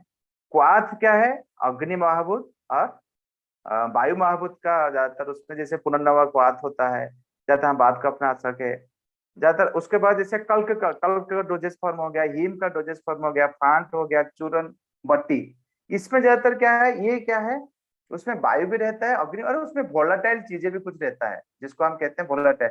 क्योंकि वोलाटाइल चीजें कारण क्या है, उन्होंने उसका कल्क बनाया है, उसका फांट बनाया है, हीम बनाया है या बट्टी बनाया है, लेकिन उन्होंने उसको क्वाथ नहीं बनाया। या इस तरह से हम उसको पंचमहाभूत के हिसाब से अगर हम सोचेंगे कौन सा डोजेस फॉर्म और कौन से द्रव्य किस कौन से महाभूत का है, और उस महाभूत का द्रव्य को हमें किस तरह से बनाएंगे, तो हमारा जो एक्सट्रैक्ट है वो या जो भी हमारा जो उसके जो बायो एक्टिव कंपोनेंट्स है जो हमारा शरीर के अंदर काम करता है, वो किस तरह से उसको ज्यादा निकाल सके, ये निकालने के लिए हमें उसकी जड़ी बूटी का या कोई भी चीजें हम यूज कर रहे हैं उसके हमें के जानना पड़ेगा, उसके महाभूत कॉन्स्टिट्यूएंट क्या है। जैसे क्षीरपाक है, ये ज्यादातर हम कहते हैं ये वायु महाभूत अग्नि महाभूत का है, और उसमें क्या होता है अनवांटेड बायोएक्टिव कंपाउंड्स होता है, तब भी हमें क्या है ये जैसे अर्जुन क्षीरपाक है, हम ज्यादातर इसलिए बनाते हैं क्योंकि उसके अंदर कुछ ऐसे तत्व हैं जिसको अगर हम खाली ऐसे बना के दे देंगे तो वो शरीर के लिए हार्मफुल होगा, इसलिए क्षीरपाक कल्पना बताया गया। जैसे प्रमथ्य कल्पना हो गया, प्रमथ्य जैसे हम क्या करते हैं कल के बना के उसको बनाते हैं, तो ये जैसे इसमें पृथ्वी महाभूत, जल महाभूत, अग्नि महाभूत और वायु महाभूत की रहता है, इसलिए पित्त दोष में दिया जाता है। जैसे औषध सिद्ध पानीय जैसे हम कहते हैं, जैसे उसमें ये जैसे क्वाथ के अंदर आता है अग्नि महाभूत और वायु महाभूत का कंसेप्ट। जैसे सड़ंग पानी हम देते हैं, जैसे पित्तनाशक है। उष्णोदक जैसे देते हैं, जैसे वो वायु महाभूत के सॉरी अग्नि महाभूत और जल महाभूत का ज्यादा प्रेडोमिनेंस रहता है। और इसमें भी बताया गया 1/4 अगर आपने उष्णोदक किए तो वातनाशक है, 1/2 किए तो पित्तनाशक है, 1/3 किए तो कफनाशक है। जैसे तंडुलोदक है, जैसे तंडुलदान जैसे श्वेत प्रदर में या जो भी प्रदर रोगी में देते हैं, वो ज्यादातर वायु महाभूत सॉरी जल महाभूत और पृथ्वी महाभूत के द्रव्य को ज्यादातर तंडुलोदक कल्पना में बनाया जाता है। जैसे वो त्रिदोष सामक होता है, जैसे लाक्षारस है, जैसे पिप्पल का लाक्ष, जैसे हम कहते हैं पिप्पल जो है ये वायु महाभूत, पृथ्वी महाभूत और अग्नि महाभूत से मिलता है। मंत्र कल्पना हम जो बनाते हैं ये जल महाभूत और पृथ्वी महाभूत से, जैसे शर्करा या इक्षुरस का जो मंत्र बनाते हैं, द्राक्षा का मंत्र बनाते हैं, ये जरा पित्त विकारों में काम करता है। और मंत्र कल्पना से द्राक्षा का मंत्र बनाते हैं, मधु पुष्प बनाते हैं, ये ज्यादातर जल और पृथ्वी महाभूत से है, इसलिए कफ विकार में काम करते हैं। जैसे पाना कल्पना जैसे आज के दिन में सिरप हम कहते हैं, ये अग्नि महाभूत, जल महाभूत और वायु महाभूत से होता है। ये चिंचा, जैसे चिंचा पाना का हम बनाते हैं, जैसे दीपन पाचन का काम करता है, ये मतलब पीठ के ऊपर ये काम करता है। जैसे पाना कल्पना हो गया, जैसे ये आपका अग्नि महाभूत और वायु महाभूत, उसमें वोलेटाइल चीजें भी रहता है, जैसे चिंचा पाना, चंदन पाना, पित्त दोष शामक का काम करता है। अर्क कल्पना जितने भी है ये वायु महाभूत और अग्नि महाभूत और वोलेटाइल से गुलाब और का बनाते हैं, पित्त दोष शामक। रसक्रिया फानित अवलेह कल्पना जो है प्रास है, इसमें जल महाभूत, वायु महाभूत, अग्नि महाभूत और वोलेटाइल चीजें, इसलिए जैसे गुरुचित रसक्रिया हो गया। शर्करा कल्पना हो गया, अग्नि महाभूत और जल महाभूत। नींबू शर्करा जैसे पित्त विकारों में काम करता है। सत्व, जैसे सत्व कल्पना जैसे गुरु सत्व बनाते हैं, तो ये जल महाभूत, अग्नि महाभूत और वायु महाभूत। गुग्गुलु कल्पना जो है ये जल महाभूत, अग्नि महाभूत, पृथ्वी महाभूत और वायु महाभूत, जैसे युवराज गुग्गुलु है। मत्स्य कल्पना जैसे है पृथ्वी महाभूत और अग्नि महाभूत, ये त्रिदोष नाशक है। तो ये सब चीजें, ये बहुत सारा नेक्स्ट स्लाइड से, तो ये सारा एक्चुअली क्या जितने भी हमारा डोजेस फॉर्म बताया गया है ये महाभूत के कंसेप्ट से बताया गया है, मुझे ऐसा लगता है। क्योंकि और उसके बाद जैसे हम लोग सारंगधर संहिता को, जैसे मेरे गुरुजी हमें पढ़ाते थे, तो ये तो मुझे नम्रता बताई थी 15 मिनट के लिए शायद बोलना का, टाइम तो नहीं हो गया? हेलो, बोल सकता हूँ सर थोड़ा सा? Please proceed for another 5 minute, 5 minute और ले लीजिए। ठीक है सर। तो मैं एक्चुअली जैसे हम थोड़ा सा जैसे हल्दी हम यूज करते हैं, जैसे सारंगधर संहिता में लिखा है कि अमृता का जो सोरस है with honey cures all types of प्रमेय, एंड धात्री सोरस मिक्स विथ हरिद्रा चूर्ण और हनी आल्सो क्योर्स प्रमेय। और जैसे सारंगधर संहिता जैसे दीपिका टीका में लिखा है हरिद्रा का कल्क लेना चाहिए। जैसे उन्होंने सारंगधर का जो संहिता में उन्होंने लिख दिए, लेकिन दीपिका टीका ने उसको क्या कर दिया, उन्होंने बताया हरिद्रा का कल्क लेना चाहिए। लेकिन जो संहिता उसमें जो लिखा है हरिद्रा का, उन्होंने पाउडर लिखा है हरिद्रा चूर्ण। तो हरिद्रा का चूर्ण ज्यादा इफेक्ट करेगा प्रमेय में या हरिद्रा का कल्क करेगा? ये एक रिसर्च की चीजें है, लेकिन मैंने थोड़ा सा इस रिसर्च हमने से आयुर्वेद की चीजों को हम जैसे देखे। नेक्स्ट स्लाइड सर, थोड़ा सा जाइए, नेक्स्ट स्लाइड सर। जैसे कुकुरमिन होता है, कुकुरमिन का जो drug lies superior in paste form when compare to others. जैसे हरिद्रा का कल्क हम ले गए, जैसे कुकुरमिन जैसे अगर उसमें है तो इसकी जो ड्रग रिलीज है सुपरियर मिलता है इन पेस्ट फॉर्म। उसी तरह से अगर उसका chemical stability of curcumin in paste was more than 4.9 times greater than for free curcumin. जैसे कुकुरमिन को हम ऐसे फ्री करके देते हैं तो उसमें इतना स्टेबिलिटी नहीं मिलता, ये रिसर्च हुआ है, मैंने दिया भी हुआ है इस तरह से। Next slide please sir. जैसे फल त्रिकादि क्वाथ है सर, नेक्स्ट स्लाइड सर। फल त्रिकादि क्वाथ है, फल त्रिकादि क्वाथ में जैसे त्रिफला है, मुस्ता है, दारुहरिद्रा है, विशाला है, reduce to 1/8 part of boiling. तो इसमें क्या है, इसमें क्लियर कर लिखा है कि हम लोग ज्यादातर क्या करते हैं हल्दी का लेते हैं, लेकिन निशा कल्क युक्त सर्व प्रमेय निवृत्त है, तो हमें निशा का कल्क लेना चाहिए। देखिए ये सब बहुत डीप स्टडी है, लेकिन ये संहिताकार ने अपने टीकाओं में लिख के गए हैं। जैसे हल्दी है, हल्दी हम कभी भी यूज करते हैं, निशा का कल्क यूज करना चाहिए। अगर प्रमेय में यूज कर रहे हैं, चूर्ण यूज नहीं करना चाहिए, निशा का कल्क यूज करना चाहिए। ये सब प्रमेय निवृत्त है करके बताया गया है जनरली, लेकिन हम लोग क्या करते हैं हल्दी का चूर्ण लेते हैं। उसी तरह से नेक्स्ट स्लाइड प्लीज सर। जैसे हल्दी का और भी जैसे मिलता है, जैसे evidence from several studies have indicated that curcumin has a low oral absorption, bio distribution and systemic bioavailability, अगर हम उसको फ्री फॉर्म में लेते हैं। लेकिन जब फाइटोजोमल फॉर्मुलेशन ऑफ कुकुरमिन लेते हैं, जैसे for example next slide please sir, next slide sir. हाँ, कुकुरमिन जो है ये क्या है, इसकी बायोअवेलेबिलिटी जो है लो ओरल एब्जॉर्प्शन है, बायो डिस्ट्रीब्यूशन बहुत लेस होता है, और सिस्टमिक बायोअवेलेबिलिटी जो है वो कम होता है अगर हम उसको फ्री फॉर्म में लेते हैं। लेकिन जब उसको हम फाइटोजोमल फॉर्मुलेशन बनाते हैं, जैसे फॉर एग्जांपल हल्दी में हमने कोई 500 मतलब ऐसे कोई घी या जैसे कोई लिपिड टाइप चीजें हम मिलाते हैं, has been shown to improve the cooking viability. Bioavailability उसका बढ़ जाता है जब हम उसमें थोड़ा सा स्नेह वाली चीजें कुछ डालते हैं, तो उसका बढ़ जाता है। Existence of phospholipid in phytogens leads to specific physiochemical properties such as emphyletic nature that allows dispersion in both hydrophilic and lipophilic media. The efficacy and safety of curcumin phytogens have shown against several human diseases including cancer, osteoarthritis, diabetic and retinopathy. तो इस तरह से चीजें है sir, बहुत research भी बहुत सारे हुए हैं, लेकिन थोड़ा सा टाइम था इसलिए मैं ज्यादा मतलब अभी यहाँ बता नहीं रहा हूँ। जैसे शुंठी है, जैसे ये हल्दी का हो गया, जैसे शुंठी है, ज्यादातर हम लोग शुंठी पुटपाक का लिखा है ऐसे संहिताओं में सर। शुंठी पुटपाक दो प्रकार, जैसे एक्चुअली चूर्ण मेथड का ही बताया गया है, और पुटपाक जो है सुई का ये आपका कल्क वाला मेथड ही बताया गया है। लेकिन शुंठी चूर्ण mixed with little ghee sealed inside the एरन लीव्स and subjects for पुटपाक utilizing मंदाग्नि. This शुंठी चूर्ण mixed with equal content sugar taken in morning release complication of अमातिसार. अगर हमें कोई आम के लिए, जैसे ज्यादातर हम लोग क्या करते हैं, आम के लिए शुंठी का प्रयोग करते हैं, जैसे शुंठी चूर्ण लोग ज्यादातर देते हैं, शुंठी चूर्ण जो है, लेकिन शुंठी चूर्ण से ज्यादा अगर हम शुंठी चूर्ण को पुटपाक विधि से बना के पेशेंट को देंगे तो ज्यादा इफेक्ट करता है इन केस ऑफ अमातिसार या in case of inflammation in the joints, या अगर जैसे चूर्ण लेके करेंगे तो ज्यादातर ये इन्फ्लेमेशन में काम करता है, अमातिसार में काम करता है। Next slide please. जैसे शुंठी को हम क्या करते हैं, कल्क बना के, जैसे पुटपाक सोरस एक्सट्रैक्टेड फ्रॉम शुंठी कल्क mixed with erandmool swaras taken with madhu release pain due to severe types of amavata. लेकिन ज्यादातर हम ये प्रचलन में नहीं है, हम लोग क्या सीधा शुंठी का चूर्ण देते हैं, लेकिन शुंठी को अगर हम पुटपाक विधि से कल्क वाला मिक्सचर निकाल के देंगे तो ज्यादा आम बात में काम करेगा। Snuhi putpak made by paste could improve nutritional value and antioxidant properties. उसी तरह से जोगराज गुग्गुलू में है sir. Next slide please sir. Yograj Guggulu हम कहते हैं, हम लोग क्या करते हैं, आज के दिन में हमें सभी को पता है गुग्गुलू कैसे बनाया जाता है। मतलब जो गुग्गुलू की जितने भी गोली मार्केट में मिल रही है वो सब आपके टैबलेट प्रोसेस पे बना के बेचते हैं, लेकिन आयुर्वेद में से लिखे नहीं, आयुर्वेद में क्लियर कट उसमें बताया गया है, prepare the powder of all the ingredients kept in vessel containing liquid quantity of ghee. मतलब आप उसमें घी लेके कुक्ड ऑयल बाय गुड़पाक मेथड, आप अगर गुड़पाक मेथड में उसको बनाएंगे तब भी योगराज गुग्गुलू की जो फलश्रुति लिखा है वो काम करेगा।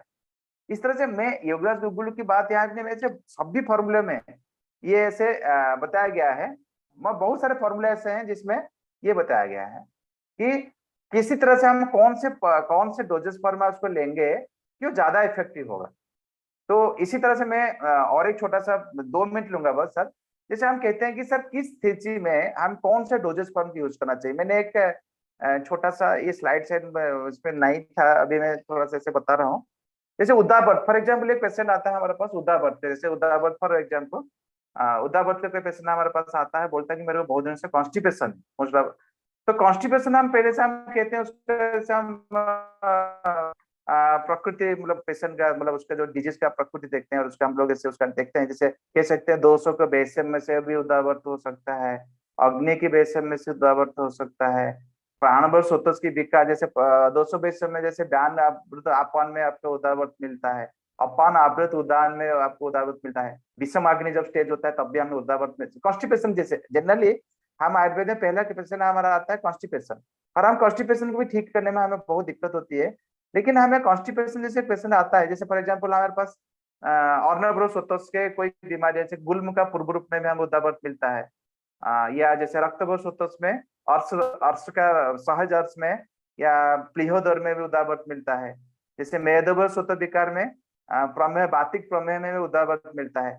तो हम कैसे डालें, कौन सा योग उसमें डालना चाहिए। मतलब कोई पेशेंट हमें पेशेंट पास आता है जो बोलता है कि मेरे को मतलब हम लोग जो डायग्नोसिस करते हैं कि पेशेंट जो उदाबर्त हो रहा है ये ब्यान आवृत अपान के कारण हो रहा है। तो जैसे हम देखते हैं, जैसे मैंने भेषज रत्नावली के जो उदाबर्त के चैप्टर में जितने भी योग है उसको मैंने डाला तो मेरे को सब मतलब क्लियर कट मिलता है, जितने भी इसकी फलश्रुति लिखा है। जैसे फॉर एग्जाम्पल हमारे पास कोई पेशेंट आते हैं ब्यान आवृत अपान में या अपान आवृत उदान में उदाबर्त कर रहा है, तो हम उसको स्थिराद्य घृतम देते हैं, क्योंकि उसमें क्लियर कट लिखा है भेषज रत्नावली में कि इसी स्टेज में हम स्थिराद्य घृतम दे सकते हैं, कोई भी घी दे सकते हैं। जैसे विषमाग्नि से कोई उदाबर्त आ रहा है, इच्छावती रस या उद्यमवर्तन रस दे सकते हैं, त्रिकट्वादी वर्ती दे सकते हैं। बिहार जैसे फॉर एग्जाम्पल हमारे पास कोई अर्णव रस उसका आता है, पिपल्यादि क्वाथ दे सकते हैं, वैद्यनाथ बट्टी दे सकते हैं, त्रिकट्वादी वर्ती। ये मैंने जो योग आपको बता रहा हूँ, ये योग एक्चुअली उदावर्त अधिकारी की जो भैंसरत्नावली में दिया गया है। मतलब संप्रति विघटन करने के बाद मैंने उसको इस तरह से किया है कि कौन से स्टेज में बट्टी देना चाहिए, किस स्टेज में हमें क्वाथ देना चाहिए, किस स्टेज में हमें रस औषधि, जैसे उदर रस से रिलेटेड अगर बातिक उदर रोग से कोई अगर आपके पास उदावत के पेशेंट आ रहा है, तो हम उस समय इच्छा वैद्य रस या जो भी रस औषधि के रिलेटेड जिसमें भी हम दे सकते हैं, क्योंकि उसमें लिखा भी है उदर रोग से रिलेटेड। जैसे इच्छा वैद्य रस की जो फलश्रुति में अगर हम पढ़ेंगे उसमें लिखा है क्लियर, बातिक उदर में हम दे सकते हैं। जैसे वैद्यनाथ बट्टी हम देते हैं, बातिक पीढ़ोदर अधिकार में दे। तो किस औषधि का चयन किस अवस्था में करना चाहिए, ये डोजेस फॉर्म का बहुत बड़ी चीजें है। मैं बहुत समय ले गया, बहुत बहुत धन्यवाद सर, एक्चुअली मुझे आपने समय दिया बोलने के लिए। Thank you sir. Manoj ji, thank you very much for this wonderful presentation. आपने तो you have given us all the small details जो last few slides में जो आपने बताया, they are very very valuable things. I want to give the floor briefly to either Agnihotri ji or to Jha Saab, because they are the most qualified people, just to ask you one or two small questions. अगर अग्निहोत्री जी से कुछ हो सवाल लेंगे, छोटी छोटी सवाल, क्योंकि इतनी डिटेल्स दिया मनोज जी आपने, बहुत शानदार। जो जो जो आपने टर्मरिक के बारे में जो बताया, इट इज वेरी इंटरेस्टिंग। हरिद्रा के बारे में, कल्क और चूर्ण के इतिहास और कहाँ क्या प्रयोग होती है। और दूसरी चीज आपने जो कर्क्यूमिन की फाइटोसोम के ऊपर जो बायोअवेलेबिलिटी की जो बात बताया, इज वेरी वेरी इंपॉर्टेंट। एक इसमें there are formation of nanoparticles ji, liquid form में भी, or when we dry the formulation, the opportunity for forming phytosomes and nanoparticles from phospholipid is reduced. So this is a very exciting जो आपने जो बताया। एक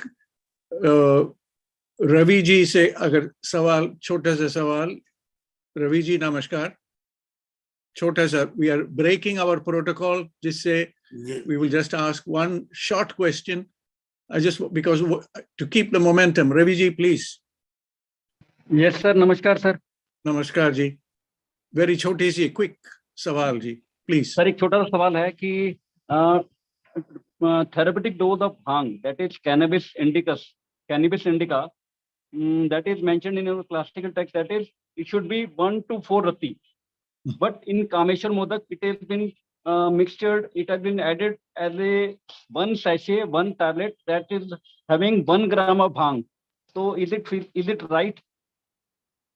How it is right? Normal maximum dose should not be more than 500 milligram. But single dose, they have given 1 gram. Is it right way? I just asking. Manoj ji, please. Manoj ji. Yes sir. Sir इसमें yes sir आवाज आ रही है sir?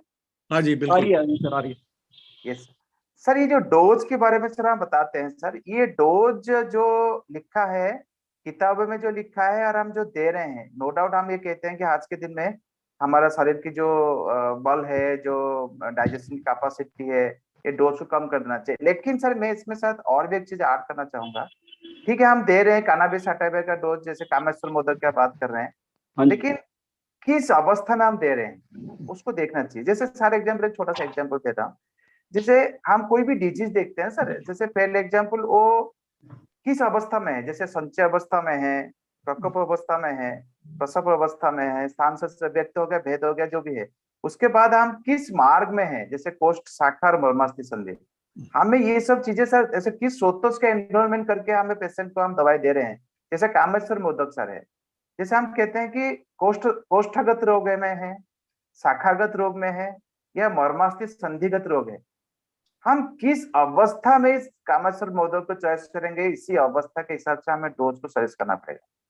जैसे for example हम कहते हैं मर्मास्थि संधि है, जैसे हम जितने कहते हैं प्राणवायु स्रोत से इन्वॉल्वमेंट पेशेंट को में है, जो जहाँ पे हम कामेश्वर मोदक एडवाइस कर रहे हैं, या हम जैसे शुक्रवार स्रोत का है, या मज्जावय स्रोत, किस स्रोत के इन्वॉल्वमेंट से हम ये दवाई को प्रयोग कर रहे हैं।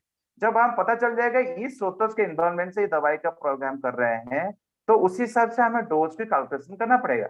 हम ये नहीं सोचेंगे कि ये बल शरीर का बल जो है ये बहुत वीक है तो हम इसको नहीं दे सकते।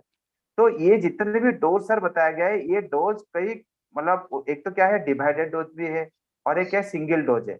जैसे हम उसको डिवाइडेड डोज में भी देंगे करीब करीब वो डोज आ जाता है जो आप बता रहे थे अभी, ओके और या ओके सिंगल डोज में देते हैं वो भी लेकिन ये सब चीजें थैंक यू जी, थैंक यू। वो अपना बिल्कुल मुझे फॉर्मेट समझ का आ गया सर। मोमेंटम टूट जाता है क्वेश्चन आंसर से, तो ठीक है मैं सर। आशा करूंगा कि हम लोग क्वेश्चन आंसर तक And हाँ जी, रुकेंगे। We will stay with up to the question answer session. Manu, Okay, sir. Thank Manu you, ji, sir. please stay with us. Please think about this. ये जो रवि जी ने जो पूछा सवाल, please think about this.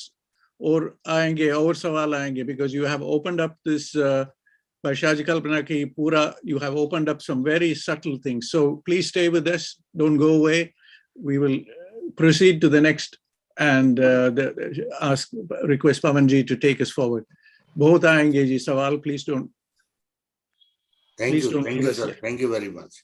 Now I would like to Okay, sir. request Professor S.K. Tiwari ji, Satyendra Kumar Tiwari ji, Professor, Department of Panchkarma, Government Ayurvedic College, Patna. Welcome, sir.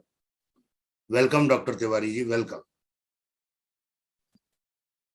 Thank you Tiwari ji प्रणाम। प्रणाम sir, आपका बहुत बहुत धन्यवाद doctor पवन जी। और अभी मनोज दास जी ने अपना प्रेजेंटेशन दिया और आपको मैंने बताया था कि विषय वस्तु क्या है और समय कितना निर्धारित है, क्योंकि जैसा कि है मैं जयपुर से अभी 2 तारीख को आकर ही पटना गवर्नमेंट कॉलेज में ज्वाइन किया, तो सब कुछ मेरे वहीं पे रखे हुए हैं सामान। फिर भी आपके कहने का कभी जस्ट आपने कहा और मैं लिंक से अभी जुड़ गया, उसमें बाहर था, अभी जाना भी है मुझे। बहुत बहुत आभार आपका, बहुत बहुत आभार। फिर भी अभी जो विषय वस्तु मेरे समझ में जो आया, आप शायद होलिस्टिक हेल्थ के ऊपर कोई राइट डोजेस के ऊपर बात करना है। ये सर टॉपिक यही है। हमारा मानना ये है कि आयुर्वेद पर जो कम एफिकेसी का डोज लग रहा है, वो आयुर्वेदिक चिकित्सक आयुर्वेद को सही डोज में प्रिस्क्राइब ही नहीं कर रहे हैं। ये हमारा पर्सनल मानना है, तो इसीलिए आप लोगों के गाइडेंस लेने के लिए। जी जी, तो ये जो स्थिति अपनी जहां तक आयुर्वेद की बात है, इसमें जो डोज की बातें हैं या आयुर्वेद की जो है, जब भी हम देखते हैं कि आयुर्वेद की जो हमारी उत्पत्ति क्रम ही हुई, आचार्य चरक ने जब लिखा कि जब रोग उत्पन्न होने लगे थे, जब उन्होंने कहा कि विघ्न भूता यदा रोगा प्रादुर्भूता शरीर नाम तपोवासा अध्ययन ब्रह्मचर्य व्रतायुषाम तदा भूतेषु नुक्रोश पुरस्कृत्य महर्षय समेता पुण्य कर्माणाम पार्श्वे हिमतश्वे।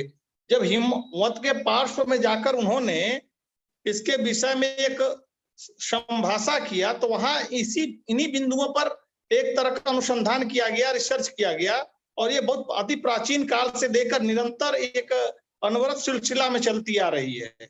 और ये जो बातें हैं कि हम पूर्ण स्वास्थ्य की बात करते हैं, और जो हम हमारी जो जिसको हमने मान लिया है या पूरे विश्व में माना गया, WHO ने भी जो इसको मान्यता दी, जो अपने सुश्रुत की जो स्वस्थ की परिभाषा है कि समदोषा सामाग्निश्च समधातु मलक्रिय प्रसन्नात्मेन्द्रिय मन स्वस्थ विधीयते।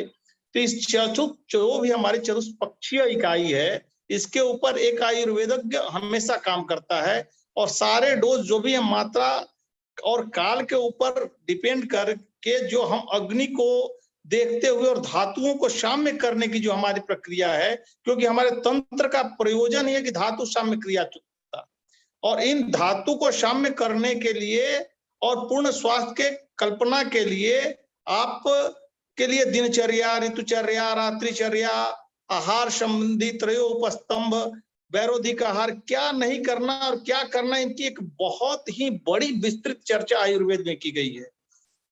हर एक चीजों के बारे में बताया गया, यहाँ तक कि किस पात्र में हम सेवन करेंगे और कौन सी वस्तु सेवन करेंगे और कौन सी वस्तु सेवन नहीं करेंगे, अगर वैसी वस्तु सेवन करते हैं तो हमें क्या व्याधि हो सकती है। इन सब चीजों पर माइन्यूट चर्चाएं हुई हैं, और हमारे प्राचीन ऋषि महर्षियों ने इस पर काफी सूक्ष्म अन्वेषण करके ये बातें कही है। जब हम देखते हैं कि आज के संदर्भ में हम देखते हैं, तो निश्चित तौर पर बहुत समय एक पंचकर्म का हूं, और पंचकर्म के विषय में जैसे मैं आपको बताऊंगा, या जो संदर्भित चीजें हैं, तो जो मात्राएं थी समय के साथ हैं, उन मात्राओं में निश्चित रूप से बहुत सी मात्राओं को हमें कम करना पड़ा है और बहुत से मात्राओं को हमें ज्यादा करना पड़ता है। जैसे कि हमें अगर बस्ती दे रहे हैं और बस्ती देते समय बहुत से क्षारीय बस्ती हैं, वहां 96 तोला की मात्रा क्या है, ये बहुत लोग करते हैं, लेकिन जैसे ही उतनी मात्रा में दी जाती है 1 से 1.5 लीटर में, तो पेशेंट को तुरंत ही आधा देते ही उसको मोशन की प्रवृत्ति होती है। अगर उसको हम कम करके वही मात्रा दी जाती है आज की स्थिति को देखते हुए, जबकि निर्धारित है, तो उसके रिजल्ट ज्यादा बेटर मिलते हैं। तो ऐसी बात नहीं कि आचार्य ने तो खुद कहा है कि अगर आप तीक्ष्ण हैं तो आपके ऊपर उस मात्रा को निर्धारण करने के लिए तीक्ष्ण बुद्धि चिकित्सक के लिए कौन सी उसके लिए वो डोज हो रही है, वो फिक्स नहीं किया गया। हमारे यहाँ आयुर्वेद में उसकी प्रकृति देखी गई, काल देखा गया, स्थिति देखी गई, शारीरिक विन्यास देखा गया, सारे चीजों पर विचार करने के बाद उसकी मात्राओं में और जो औषधियों के चुनाव में ये बनाया गया आचार्यों के द्वारा कि आप किसको निकाल सकते हैं और कहाँ कम कर सकते हैं, यह चिकित्सक स्वविवेक पर आचार्यों ने छोड़ा। तो इस तरह हम बिल्कुल कहें कि एक, हाँ, ये निश्चित है कि एक प्रोटोकॉल होना चाहिए, आज के संदर्भ में आवश्यक भी है, और हम हर एक के ऊपर एक प्रोटोकॉल बनाए, एक निर्धारित डोज बनाना भी चाहिए। लेकिन अगर हम प्रकृति और पुरुष के समन्वय के अनुसार से अगर हम अपनी चिकित्सा को देखते हैं, तो यह निश्चित रूप से इसकी ज्यादा जिम्मेवारी चिकित्सक के ऊपर होती है कि वह किस काल में, किस परिस्थिति में और किस स्थिति में क्या देना चाह रहा है।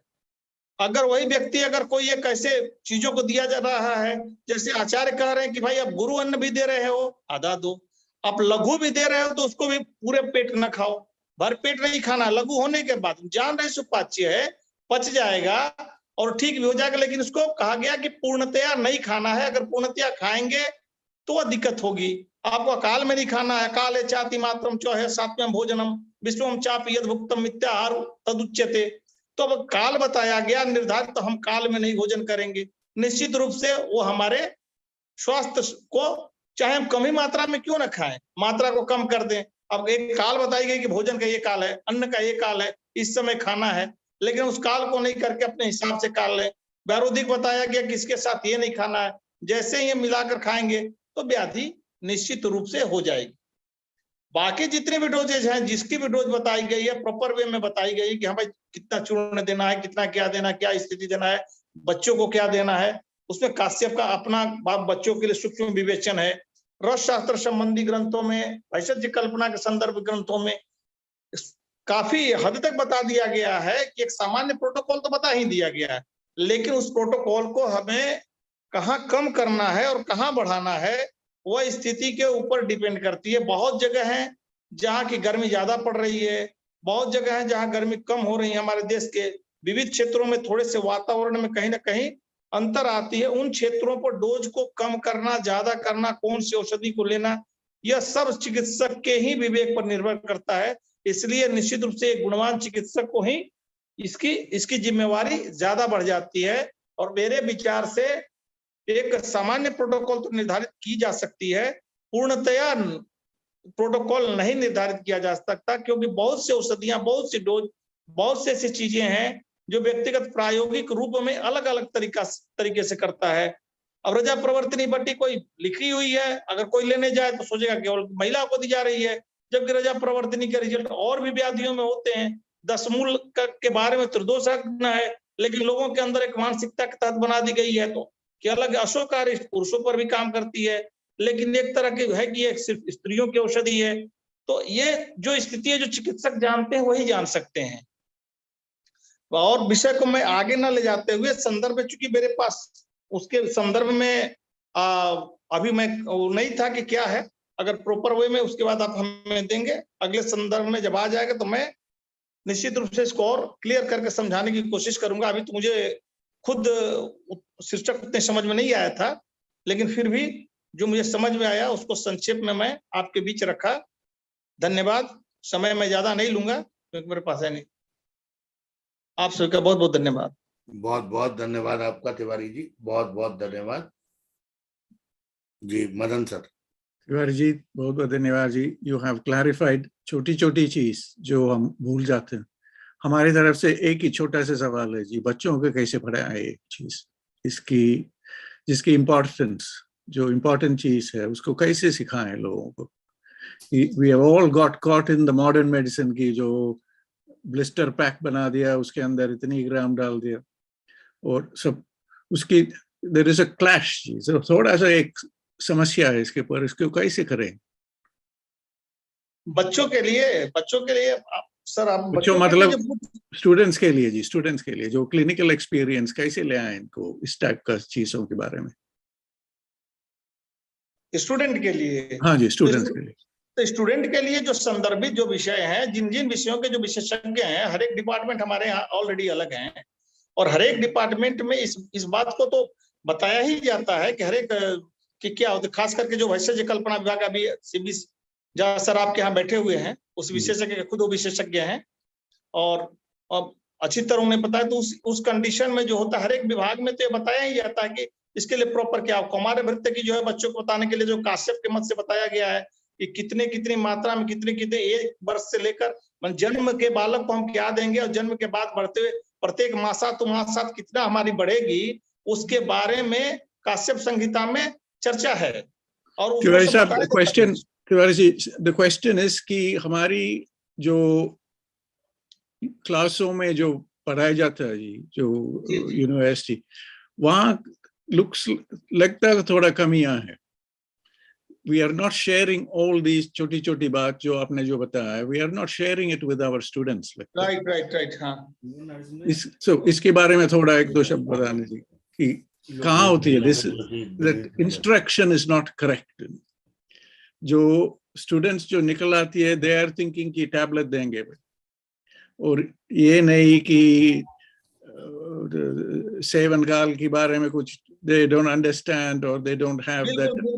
बिल्कुल ये बहुत बड़ी कमी है। आपने बिल्कुल सही कहा कि जो खास करके है कि जो हमने कि सेवन काल क्या होना चाहिए और अपान काल कौन है, व्यान काल कौन है, किस काल में हम कौन सा डोज देंगे, जो सारंगधर ने अपनी बताई है, हर एक स्थिति के अनुसार बताया कि किसमें हमको कब देना है, कौन से रिक्त कोष्ठ देना है, कौन ग्रासांतर देना है, किसकी स्थिति देनी है। ये कमी तो निश्चित रूप से है, ये हमें नहीं दी जाती है, ये कमी है। इसको बिल्कुल इसको बताना चाहिए और इसको उसके अनुसार ही निर्धारित करना चाहिए और ये प्रॉपर वे में जो आचार्यों ने बताया कि उसका रिजल्ट निश्चित रूप से मिलते हैं। आप हिंगवास्टक चूर्ण को प्रथम क्लास में आप देते हैं, उसके अलग रिजल्ट हैं और यूं आप लिख दें जो स्टम्प का एक प्रिस्क्रिप्शन है उसमें अंतर आ जाते हैं, वही लिखी हुई जो आप बातें आती है। तो उसमें निश्चित रूप से एक बिल्कुल सही है कि काफी अंतर आता है अगर आप उसको लिख के उस रूप में देते और इसको बताना चाहिए।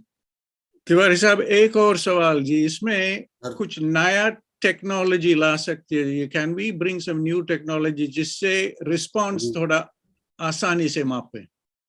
बिल्कुल न्यू टेक्नोलॉजी आई भी है और आनी भी चाहिए। बहुत सी चीजें हैं जो हम आज के संदर्भ में नहीं कर पाते, जैसे काढ़ा को ही बनाया जा रहा था। अब काढ़ा को तुरंत बनाने के संदर्भ में जब तक उसको लेने के लिए हमें था कि उसको हम अभी ग्रहण करें, जो नैनो पार्टिकल की बात हो रही थी, तो उसके कंडीशन में अब क्या किया गया, क्वाथ बनाकर फिर क्वाथ को लेकर उसको इकट्ठा किया गया, उसको ड्राई फॉर्म में कर लिया गया।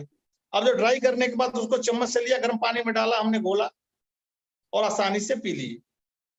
तो इन चीजों से हम खास करके जो मर्दनम गुणवर्धनम जो हमारा सिद्धांत था, पहले का भी सिद्धांत है कि हम कैसे कम से कम डोज में उसको करते करते हम कम में ले आए और ज्यादा फायदा इफेक्ट उसका बढ़े और उसकी जो गुणवत्ता भी न कम। इन क्षेत्रों में कार्य हो रहे हैं। हाँ, ये जरूर है कि जिस अनुपात में होना चाहिए उस अनुपात में नहीं हुए हैं, लेकिन निश्चित रूप से कार्य हो रहे हैं और इसमें लोग लगे हुए हैं। और भैषज कल्पना विभाग जो आयुर्वेद का है, रसशास्त्र, भैषज कल्पना और द्रव्य गुण के कुछ अंग इस पर कार्य कर रहे हैं। लेकिन ये आवश्यकता है क्योंकि हमें आज हमारे जो रिसर्च का जो मापदंड है, अब उसमें हम ये देखना है क्योंकि अपने लोगों के बीच में बात है, अब एक ही चीज को एक ही रिसर्च किया जा रहा है। अब हमें क्या करना है, हमको उस पर करना चाहिए, डोज पर करना चाहिए। फिजियोलॉजी में कर रहे हैं, शरीर की, हम तो निश्चित है कि अग्नि उनकी बातें करनी चाहिए, लेकिन हम सब एक ही करते हैं कि इस बट्टी का इस पर प्रभाव, इस चीज का इस पर, वही एक ही जगह हम करे जा रहे हैं। तो एक जगह का जो प्रोटोकॉल नहीं होने के कारण ये कठिनाई आ रही है। अगर इसको प्रोटोकॉल पूरी तरह निर्धारित हो जाए, इस समस्या का समाधान आसानी से हो सकता है। बहुत बहुत धन्यवाद जी। Please stay with us Tiwari ji, शायद होगा सवाल और लोगों से। पवन जी नमस्कार जी, थैंक यू जी। Now I would like to request Dr. Jaren JP from Chennai. He is from homeopathy, but dose is very important in homeopathy also, and just reverse principle and minute dosage. Our Ayurveda believes in maximized doses and homeopathy believes in minimized doses. So we have to learn from Dr. Jaren JP, Professor, Department of Organ of Medicine, Sri Sai Ram Homeopathy Medical College and Research Center, Chennai. Welcome, Dr. Jaren. Welcome again. Welcome. Thank you, sir. Namaskar. Am I audible, sir? Am I audible? We can hear you, Jaren, but there's a little bit of echo. Can you stop an echo? Then it is. But we can hear you. Please keep talking. We'll tell you if it is clear or not. Yes, sir. Now? Okay. How is it now, sir? Please continue, because we will tell you if it is causing too much disturbance. Thank you. All right, sir. I'm sharing my screen, sir. Thank you. So, Jaren, before you start a question, could you understand the Hindi that Tiwari ji was talking in, that Manoj ji was talking in? No, sir. I don't. You couldn't understand, because it is Yes. very important. The points that were raised, particularly by Tiwari ji, were very, very important. And Manoj ji also, some very important things. The challenge is how to bring it all into the Ayush system. Very important points raised by Tiwari ji and Manoj ji, which we can learn from homeopathy, and homeopathy can learn a lot from Ayurveda. So anyway, continue. We will continue this in the discussion. Thank you, Jaren, for being with us. Thank you, sir. Thank you for giving me this opportunity. I thank all the dignitaries, all the arrangements made by our convener, Dr. Pavan Sharma, sir. Thank you once again for having me here on this platform on this 378th International Webinar. And thank you, Madanji. I think you are inspiring, really. You are inspiring everyone here. And I hope in the coming days, we will serve our patients, serve Ayurveda and Ayush system in a better way. As we all know, the topic today is right dosage or holistic health. Now, coming on to what is a dose. So the definition given is dose could be defined as the least quantity of any substance required to affect a change in nature. This is the definition for the definition for dose. Dose could be defined as least quantity of any substance required to bring in change in the nature. And the terminology dose is actually called as posology. It is taken from Greek. And as we all know, the science or doctrine of dosage, the study of dosage is called as posology. So in Greek, posos means how much. In comparison with medical parlance, dose could be defined as a quantity of a particular medicine administered to an individual at a time.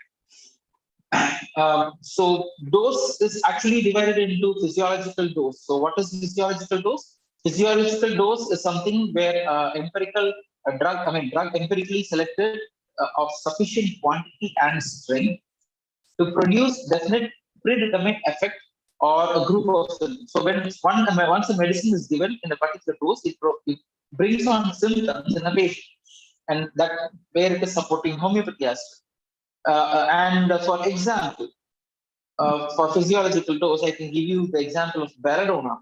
Everyone knows about belladonna. It is a common drug even used in allopathy for the treatment of eye disorders and inflammatory conditions. So where we have homeopathy, in homeopathy, belladonna is very important remedy in case of fever and inflammatory conditions. So in physiological doses, what can belladonna do is produce dilatation of pupils, dryness of the mucous membrane, flushing, and discover irritation and inflammation of the skin. And to support it, this is the quantity of medicine which could be administered with safety. So here, both is important when it comes to dose. One is the quantity and the quality. Now, when we are reducing the quantity, are we having the quality as well? That is the question here. So the second one is pathological dose. Pathological dose is nothing but the quantity of medicine capable of producing pathological changes in tissues of organisms. So whichever dose is able to produce any changes in the pathology, biochemical changes or biophysiological changes, and that is called as a pathological dose. And the next one is toxic dose, which any dose that produces toxic effects in the organism is called toxic dose.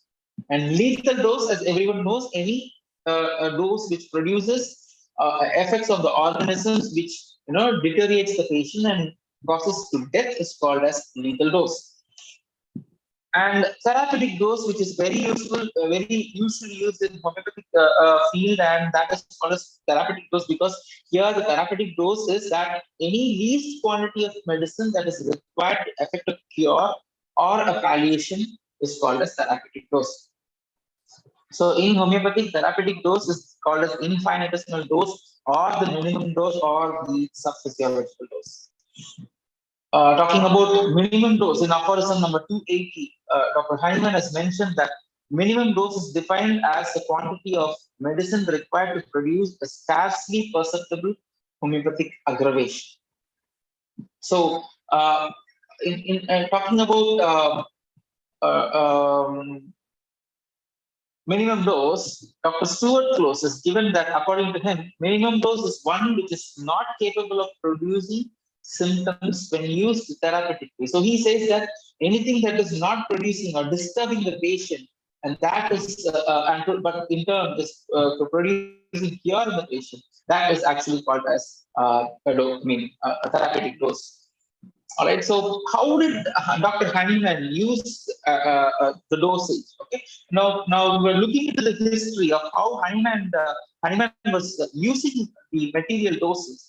Was that he was actually disappointed because he himself has used larger doses. Initially he was using large amount of doses, and then he found out that when the dosage was reduced, the symptoms were effective results when he was using a minimum amount of dose. So he said a small is big, or he said a little is good, or little is gives better results. So he started encouraging. He started encouraging his followers, saying that he even brought in a revolution, saying that to use very minimal doses. For example, mercury was used as a treatment for venereal diseases, where even mercury was given as large as 5 grams in those days in the treatment of venereal diseases, where he divided the doses. He introduced something called the dividing doses, and 1 by 200 of what they were giving. And he found better results, and he started encouraging, he started advising his followers, saying that what is minimum is actually maximum. It gives maximum result. So small is big, or minimum is giving a good result. So he literally found that it was destroying the health of the patients. Even the physicist Arnold Schutz, he has given on the dosage. He says that minimum dose is does stimulated, medium dose inhibits, and maximum dose destroys. So this is one way where Dr. Stuart Close in his book and Dr. H.A. Roberts in his book, they have mentioned this quote mentioned by Dr. Arnold Schutz, who's a famous physicist. So minimum will stimulate, whereas maximum can destroy. Medium can even stop its action, so inhibit its action. And we all know about Newton's third law, where he says that action and reaction are equal and opposite. Every action has got an equal and opposite reaction. So, the idea behind this is the idea behind selecting a dosage in a minimal way in homeopathy is where the dosage of homeopathically selected remedy can and never be prepared so small that it shall not be stronger than the natural disease. So the thing is, the intensity of the disease, the intensity where the body system is throwing out symptoms. Okay, when our medicine is stronger than the natural disease, and at that time it becomes worse. So when it is not stronger than the natural disease, when it is equal or lesser than that, then the action is better. Dr. Stewart was continues to say that Ipecac is one of the medicine used for nausea and vomiting, where he says that Ipecac given in large doses causes nausea and vomiting, but when it is given in smaller doses, it actually cures the same set of symptoms. And again, opium. We all know about opium. Opium is a good remedy for insomnia, but when it is given in higher, larger doses, it causes a deeper sleep. At the same time, when it is given in smaller doses, it even treats coma. So, Dr. H.A. Roberts, again, he says that the physiological action of a drug, however, has nothing whatever to do with the curative action from the homeopathic point of view, because homeopathic remedies are never used in physiological doses. So we don't use homeopathy in physiological doses, and if it is used, it is not homeopathic at all. Well, Dr. Stuart Close is highlighting on three important things before we treat a patient, before we handle a patient. He says that the three essential elements of a system are, one is principle. We know that Ayurveda has a lot of principles, homeopathy is based on principles, and one such principle is the law of minimum dose. So we have to stick on to our principles, whatever might be the condition, whatever might be the derangement. We'll have to stick on to our principles for better results. So the first thing is we have to stick on to our principles. And the second thing is in remedy selection. When we stick on to our principles, we will be guided to the right remedy. But the problem here is many of our doctors, we don't give much importance to the selection of dosage as much as we give importance to the selection of the remedy. In homeopathy, we do a lot of process. We do something called the analysis. We do something called the evaluation. We do a process of repertorization. We do all these things for selecting a remedy. But many a time we forget to give importance to look into features in selecting the right dose. As much as we give importance to the diagnosis, as much as we give importance to the remedy selections, we don't give importance to the doses. That's why Stuart Close says the principle is important, the remedy is important, selection of remedy, the pain that we take in selecting the remedy is important. And he says that equal importance also has to be given to what we give how much we give importance in sticking to the principles and selection of the remedy. The same importance also has to be given for selecting dosage or the potency. As of so again, concept of the dosage we see here. So Hahnemann's final view after his elaborate experience, after enough trying on the patients again and again, in the 5th edition and in the 6th edition only, he has given a lot of use. He has introduced about the decimal scale and the centesimal scale. Whereas until the 4th edition, he did not give much importance about that. He has introduced only the 5th edition. After very long experience, he came to a conclusion that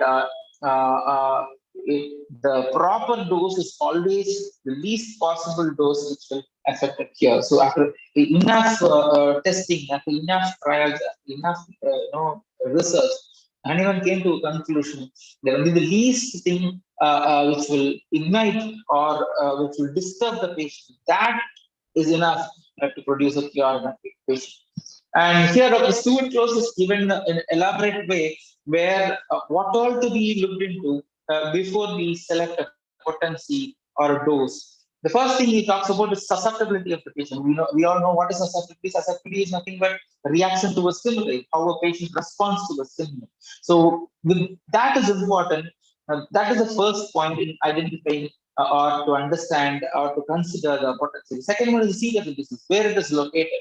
So the location is important. Third one he talks about is the nature and intensity of the disease. So if it is intensified, if there is too much damage in the organ, if there is too much of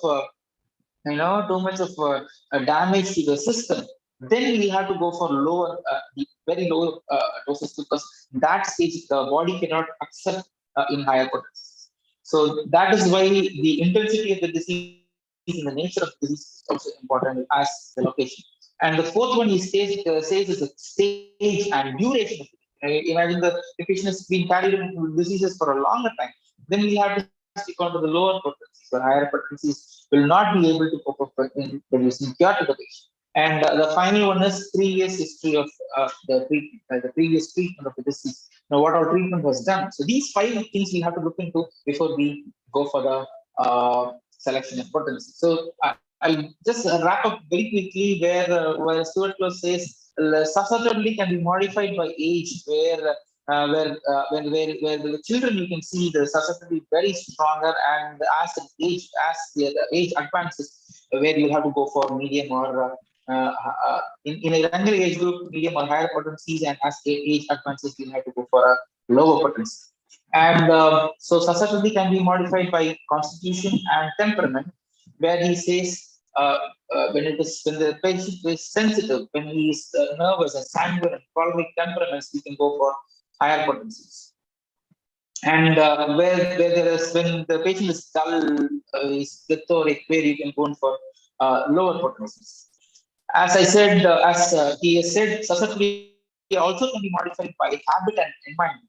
So when people have sedentary occupations, where they're excited, and where you can use higher potencies. Otherwise, when they are dull, you can go for lower potencies.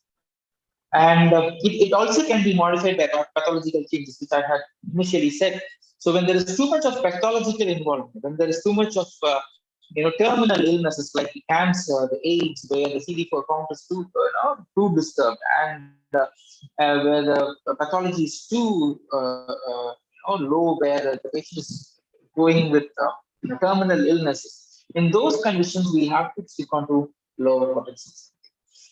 And the usual teaching by Honeyman is, out of his experience, is that is to give a single dose and wait for its action. So Honeyman and great homeopaths like Dr. Kent, they always say, after a remedy, you will have to wait, which is very important for a physician, because patience, it is of testing the patient, patience of the doctor than the patient, because the patients will be anxious, they'll be suffering with pain, so they'll be asking a lot of questions when we'll be hesitating to wait. We'll be hurrying up to look for a change in a remedy, or or we'll be looking for to increase the potency or give large dose or repeat immediately. So it is always best to repeat the dose only when the improvement ceases. So even repetition is included in this dosage. So when we talk about dosage, it is not only about giving a remedy or selecting a potency. It is also talking about the repetition. When should I repeat the remedy? When should I give the next dose? So only when the improvement ceases. This is an instruction given by all the pioneers, is that repeat the remedy only when required, or repeat the remedy when it is necessary, or the previous improvement ceases. Okay, so as I said, the most difficult thing for a doctor or a physician, especially for a budding doctor, is to wait. So it is we have to learn to wait, and that is a key point. And as I said, 3 things are necessary, which is wisdom, courage. That's why in the second edition of Organon, Dr. Hyman removed the poem that he had introduced in the first edition, and he had replaced it with a term called odd sapphire, which means dare to be wise. In those days, people were following whatever their seniors had followed, whatever the previous thing, without any research, without any interrogation, without any inquisitiveness. People started blindly following whatever the seniors did. But he advised us to say that we should be dare to be wise. So courage is one of the things that is very important, especially when we handle acute cases, and especially when you're handling patients with pain and very, very big discomfort. We lose our courage, because when we are strong with our our system, our laws, our principles, we are fixed to the principles, we can stay courageous. And as I said, patience is one more thing that we have to be sticking on to. This is one case I would like to explain. I cannot forget this case. I have not given much details about the case in writing, but I'll explain about this case. This is a female of 40 years old who came to me in the year 2018, where she came with the complaints of atopic dermatitis. She had complaints of itching, she had night complaints, and actually graphitis was indicated. The indicated remedy was graphitis. Graphitis 30 was given to her, and actually she was improving. Comparatively, she was improving. You can see on this third thing, there was little bit improvement. But what happened was, someone had suggested that Acalipha indica along with turmeric, when applied, can improve the case. What had actually happened, the previous day she applied Acalipha indica, she had taken dried fish. Dried fish had aggravated her symptoms, and she did not come to me, but she had tried the home remedy, which our patients usually do. So she had applied Acalipha along with turmeric, but they did not tell her that it should be applied minimally. She had used a lot of turmeric, which worsened the condition. I'll show you the next slide. Sir, are you able to see the slide? Yes, thank you. So this was a condition after application of Acalipha. It worsened. You can literally see pustular eruptions erupting out on the fourth slide.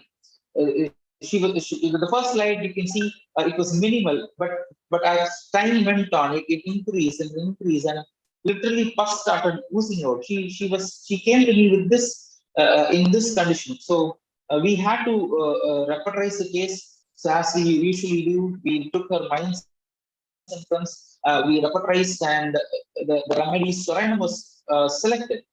Now talking about Soranum is selected from something called a nosode, which is usually taken from such discharges, usually from scabies discharges. So usually nosodes are said to be given in lower potencies because are medium potencies, and never given in very high potencies or not given in very low potencies. That's the general learning, that nosodes shouldn't be given, shouldn't be repeated. Nosodes shouldn't be given in very high potencies or too low potencies, because it might affect the case. But this, I just want to emphasize on this case, it was totally different. And nosode, as I said, when it is given in higher potencies, it should not be repeated frequently. So that's how we learn it. But what is the lesson? What I learned from this case is that you can see in the slide, whenever I gave the medicine, the next day or the next couple of days, she would be better. You can see after dressing. Look at this picture on the top, and look at the changes in this picture. And it started slightly aggravating once the medicine was stopped. Okay, so I had actually given Soranum in a higher potency. I had given in 1 potency. So I had just asked her to take only 1 dose. But after a few days, it started, when the medicine was stopped, it started aggravating. So what I had to do was I had to change on, ask her to repeat the medicine, like in water dose, like morning once and night once. So whenever she was taking the medicine, she was improving, and it went on and on. Every day she came for dressing, and whenever she took the medicine, it was better. Even if the dressing was done, sometimes it would aggravate because the medicine was reduced. So I had to go till an extent of repeating Soranum, which usually is considered not to be repeated. But here in this case, I had to repeat it in water dose, even to the extent of 2 hourly once. So you can see the change. You can see the change day after day. Look at this. The wound started healing. Look at the next day. It started when repetition was done. frequently in water dose, I could literally see changes. And look at it. So there were changes. There were marked changes, little by little, little by little. The muscular things, the wound started healing little by little. And it started to get resolved and get right. Look here in this third peak, it is almost dry. And as I said, when she stopped again, it started aggravating. So it was repeated almost for a month, almost 25 to 28 days. She would come here daily, get dressed up, and later on, after repetition, frequent repetition, we start. And after 2 years, this is her complete dried up skin. So so here what I want to highlight here is it is not on the remedy, it is not on the patient, it is not about a generic law. We always try to take things in a generic way or in a general way. So it is based on a case, based on the need. We have to repeat it. As Haiman has said, whenever it is required, whenever the medicine affects pain, maybe in one patient, it might sustain for a while. Maybe the patient might need repetition after a month, but for some, it might be after a week. But for this case, I could learn, even though it is a no-score, it is a deep-acting remedy, I could see that this patient required the medicine to be repeated every 2 hours once, and that brought in the results. And finally, after 2 years, I saw her for another, for her son, and I just took a pic of it, and it was completely dry. You can see it's just the scar marks present in all these areas. So this is all about dose. This is all about understanding a dose. So we have to have it minimal. In homeopathy, the dosage has to be minimal, it has to be simple, it has to be single, and it has to be, only when it is required.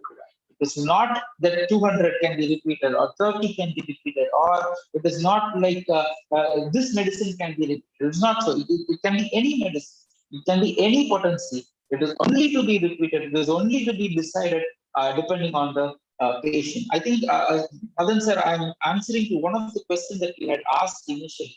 So it is not on the basis of the potency. It is not on the basis of even the remedy. It is only on the basis of the patient. If the patient requires it, yes, we have to give it. Thank you, sir.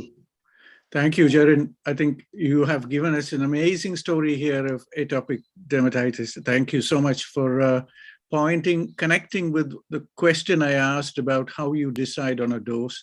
I think you've taken us. I feel a bit disappointed, or I feel a bit odd that you couldn't understand the wonderful presentations in Hindi from Manojji and our Tiwari-ji. And you are missing out a richness that your mind can be used to contrast these systems. In the chat box, I have put a comment here. And I put the word, I hope I have written this correctly in Devanagari. It is Samyak Lakshana. And so you are not fluent with these terms. They are not fluent with the terms called nosodes and how you do all the repetition, etc., etc. So although you're talking about the same thing, and it is unfortunate that you couldn't be there or you couldn't catch what our scholars were saying. Now, we generally, Pavanji is very good. We generally have Siddha people with us, which I hope you will provide us, Jarin, from your one of the Siddha colleges that you have there in Chennai.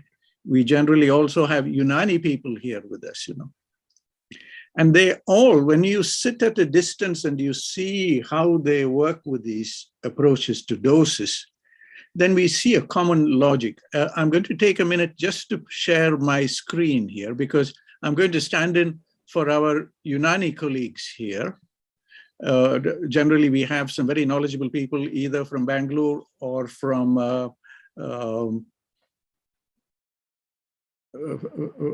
Calcutta.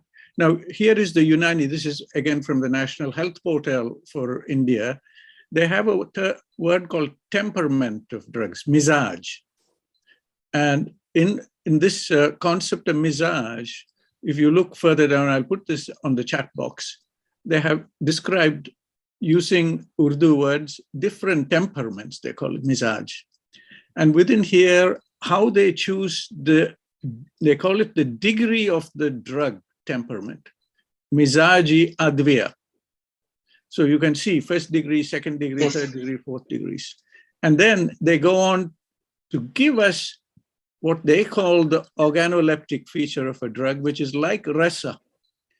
And here they have 9 rasas. If I can use the misaj as an equivalent of rasa, we have 9 possibilities here, including the 9th one, which is called tasteless.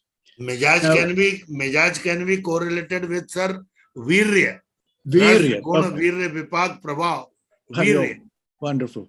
So, Tasir, Ushna, Anushna or Shit. so In Ayurveda, three virya are there. Virya Siddha. So here is what the spirit of this floor that Pavanji and all of us are trying to provide, is a platform where all excited professionals can come and they can share their experiences, wisdom. Your case that you showed, 2 years of treatment. Now the question for the Ayurveda people would be, or the Siddha people would be, what would you have done here? You know, a patient presence like this. Could you have done something better? Now, I'm using all this, Jarin, just to show the richness that is available in therapeutic systems in India. You know, it is the only nation in the world where we have an entire ministry that is looking after all these systems of medicine, and everybody is practicing. And we have, as in this platform, we have an opportunity to learn from each other. So thank you very much. I also want to show you this book. I keep showing it in, I don't know, Agnihotriji, whether you can see this one. The medical classic of the Yellow Emperor. It was from about 500 BC, Chinese medicine. If I open one of the sections here, the principles of formula prescriptions. That means, how does the Chinese pharmacopoeia work? And it talks about the principles. And they talk about different types of herbs and the potency of these herbs and what must be used in different formulations. I think we are all talking there is a commonality in our language. And that commonality will come through when we sit together. And I'm so grateful we are all here today. With those few words, I'm opening the floor for discussions. But before we invite questions, I just want to get some reflections from Professor C.B. Jha. Dr. Saab, namaskar ji. Namaskar. Namaskar ji. I am audible? Haan ji, bilkul. We can hear you clearly. So we just we can realize that how much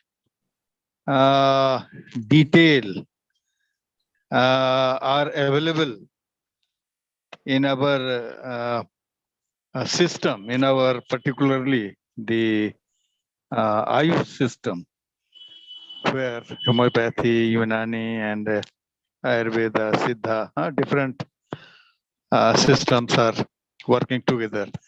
So, about the doses, first we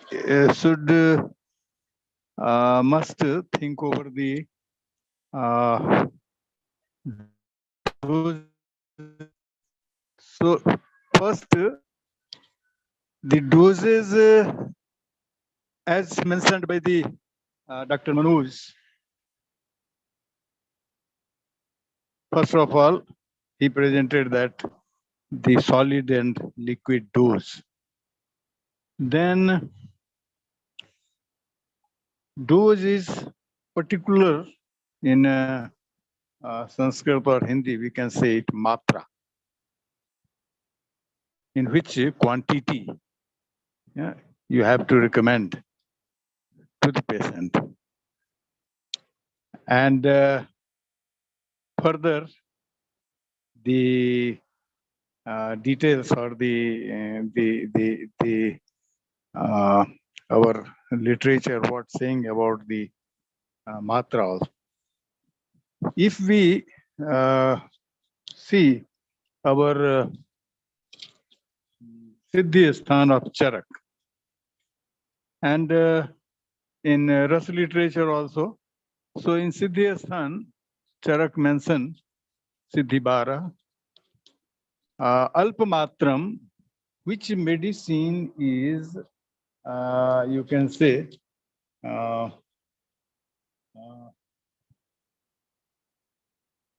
there I am taking this, मैं इसको लेता हूं कि अच्छी औषधि हम किसको कहेंगे, लेकिन चरक ने जो मेंशन किया है विज्ञान मात्रावद औषधम. So विज्ञान मात्रावद औषधम means the medicine used in proper dose. Here, as Charak mentioning, Vidyan Matrabad Ausadham. So for Matrabad Ausad, what are the characteristics given by the Charak? Is first Alpamatram, small dose, Mahavegam, action like a broad spectrum, wide, small dose medicine in a small quantity, it covers the wide therapeutic range, wide therapeutic utility. So Mahavegam, Alpamatram Mahavegam. Mahavegam means quick action. Asukari, immediate action. Mahavegam. Bahudosh haram sukham. So bahudosh is, as I told you, the broad spectrum like bahudosh, small quantity of a single medicine or any medicine can cover the wide range of therapeutic efficacy. Bahudosh haram sukham. Sukham, pleasant. It should be pleasant. Not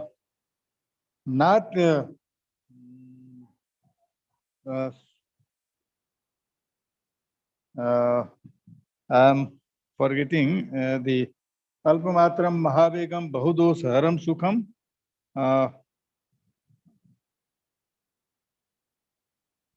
It should be Sukhaswadam, Prinanam, Vyadhinasanam,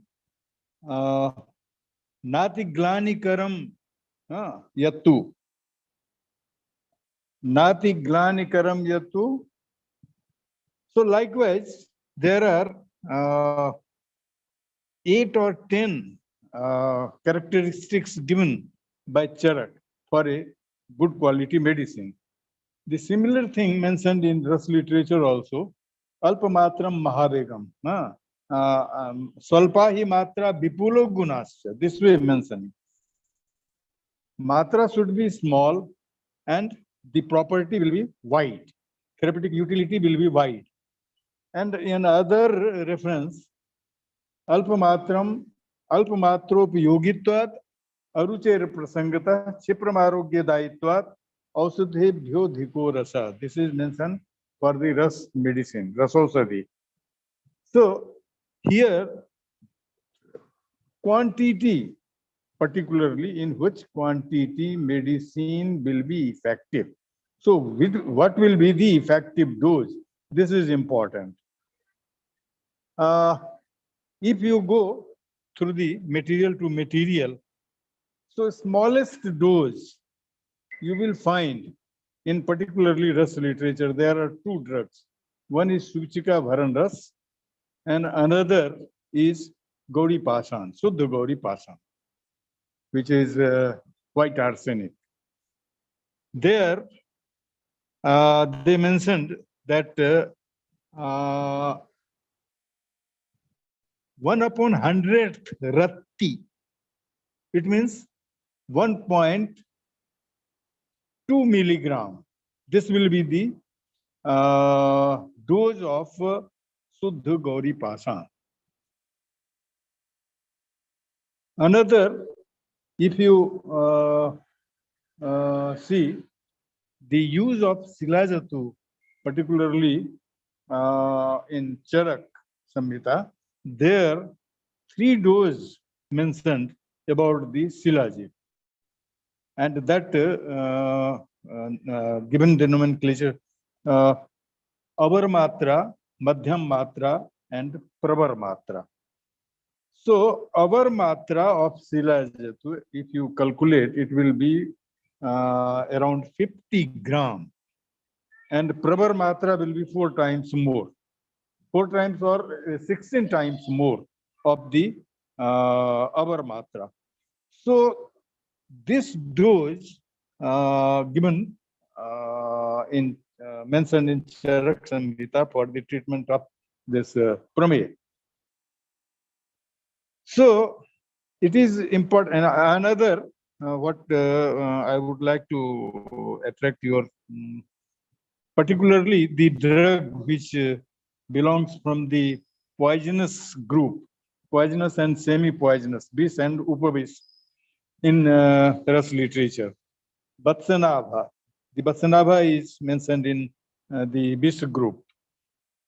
And another Bhanga, Dhatura, the Semicarpus, Anacardium, Strychnus, Nux, Vomica, like these are the material which having the quality of these drugs, particularly the Vishadrabhya, is mentioned that it is opposite to the Oj. All the 10 gunas which mentioned for the Oj, these Vish and Upavish are having just opposite gunas of the Oj. And the intensity here, as early discussed about the Mizaj in Ayurveda, as Pavanji told, this is nothing else, it is Virya. Virya means potency. So drugs are acting according to its Virya. This is very much true. Here, particularly in Upavish Drabyas, where just one question raised about the cannabis, Bhanga. So the appropriate dose of Bhanga is 1 to 2 rati. It is sufficient. But particularly if a person is addict of this Bhanga, cannabis, he will not satisfy with this dose. He needs some more for the pleasure of this hallucination. So he will take much more than the dose mentioned in our literature. But for the medicinal purpose, the 1 rati to 2 rati, that is 125 milligram to 250 milligram is sufficient for its action, what action mentioned in our literature. The Jaipal, as you know, Croton tiglium, it is a drastic purgative material. After purification, even after purification, where in this purification process, we are trying to extract or remove the oil content from the croton pulp. Croton, croton majja pulp, you can say.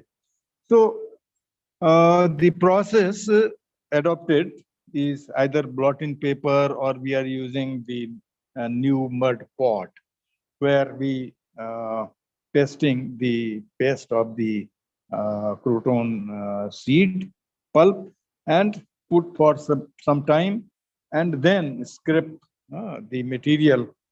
So during this process, maximum part of the oil, which oil is present in the croton seed, is removed, separated, and the smallest part is even remained there. Even then, that drug, when you prepare the Naracharas or the Ikshabhedi ras, there, what quantity you are taking, that goes 15 or 16 times less when the materials are 15 and 16 in number. So that particular croton's quantity becomes so less. But even there is a iksha bhedi ras, and for that mentioning that how much quantity, how much bite of the water you are drinking with that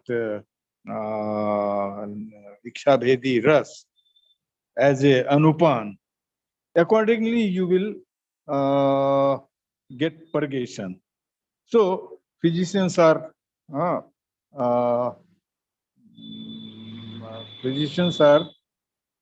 particularly for when we are using iksha bhedi ras, physician बहुत ही मतलब एक सतर्क होकर के patient को इस बात को कन्विंस करने की कोशिश करते हैं कि you should be very careful when you are taking this drug, you कितना घूंट पानी पीना है और उतना ही पर्गेशन होगा. If a person will take much more water, then the number of purgation will goes high and patient become in problem. Sometimes dehydration condition appear. So the intensity of, or intensity means here the VD, you can say, how much this potency have in this particular material. Semicarpus anacardium, strychnus nux vomica, croton tiglium, this alba datura. So these are having so high potency. That much potency actually we are not needed when we are using for the therapeutic purpose. So we are trying to minimize them in two ways. During Shodhan, we are trying to remove the certain things which is, you can say it is effective also, and sometime it will produce some adverse effect also. So particularly we are using the word Shodhan. After Shodhan only, we are using either Bhanga or Datura or Strychnus nux vomica or Semicarpus anacardium or any vis and upavis. So we are minimizing the potency of the particular material. That much potency we does not need to give to the patient. If we give to the patient, patient may be damaged. So we should be careful when we are using this. And during by the process of Shodhan, we are minimizing the potency of that drug. That much potency we are not needing for the treatment purpose. जहां भी विष की हम लोग का प्रयोग करते हैं तो ये हमेशा ध्यान में रखते हैं कि इतनी पोटेंसी की हमें जरूरत नहीं है, उससे कम. दूसरा क्या कहा गया है कि स्पष्ट योगादपि विषम तीक्ष्णम संपन्नम भेषजम भवेत्. तीक्ष्ण विष भी संपन्न भेषज, तीक्ष्ण विष मतलब एकदम जो हाईली पॉइजनस मटेरियल है, that also if we are using in proper way, that will prove as a good potent medicine. Yogadapi visham tikshnam sampannam bhesajam bhavet. With full potency, it proves like a medicine with full potency. So sampannam bhesajam bhavet. और अगर हम सावधानी पूर्वक use नहीं करते हैं, then it will prove like a poison. Another way, another also Charak mentioned that yatha visam yatha sastram yatha agnir asanir yatha. The medicines are given the correlated or given the quality like destroyer. Destroyer like yatha visam, this is destroyer. Yatha sastram, the sharp instrument or sharp war weapons are destroyer.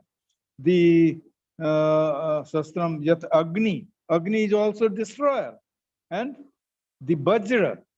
Vajra is the weapon of Lord Indra. So these four are destroyer. These four property have in this medicine also.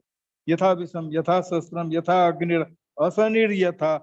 Asani is Vajra. Vajra is the weapon of Lord Indra. So asaniriyatha tathausadham avijyatam. If the medicine's property are not known to us proper, then it will act like these four, destroyer.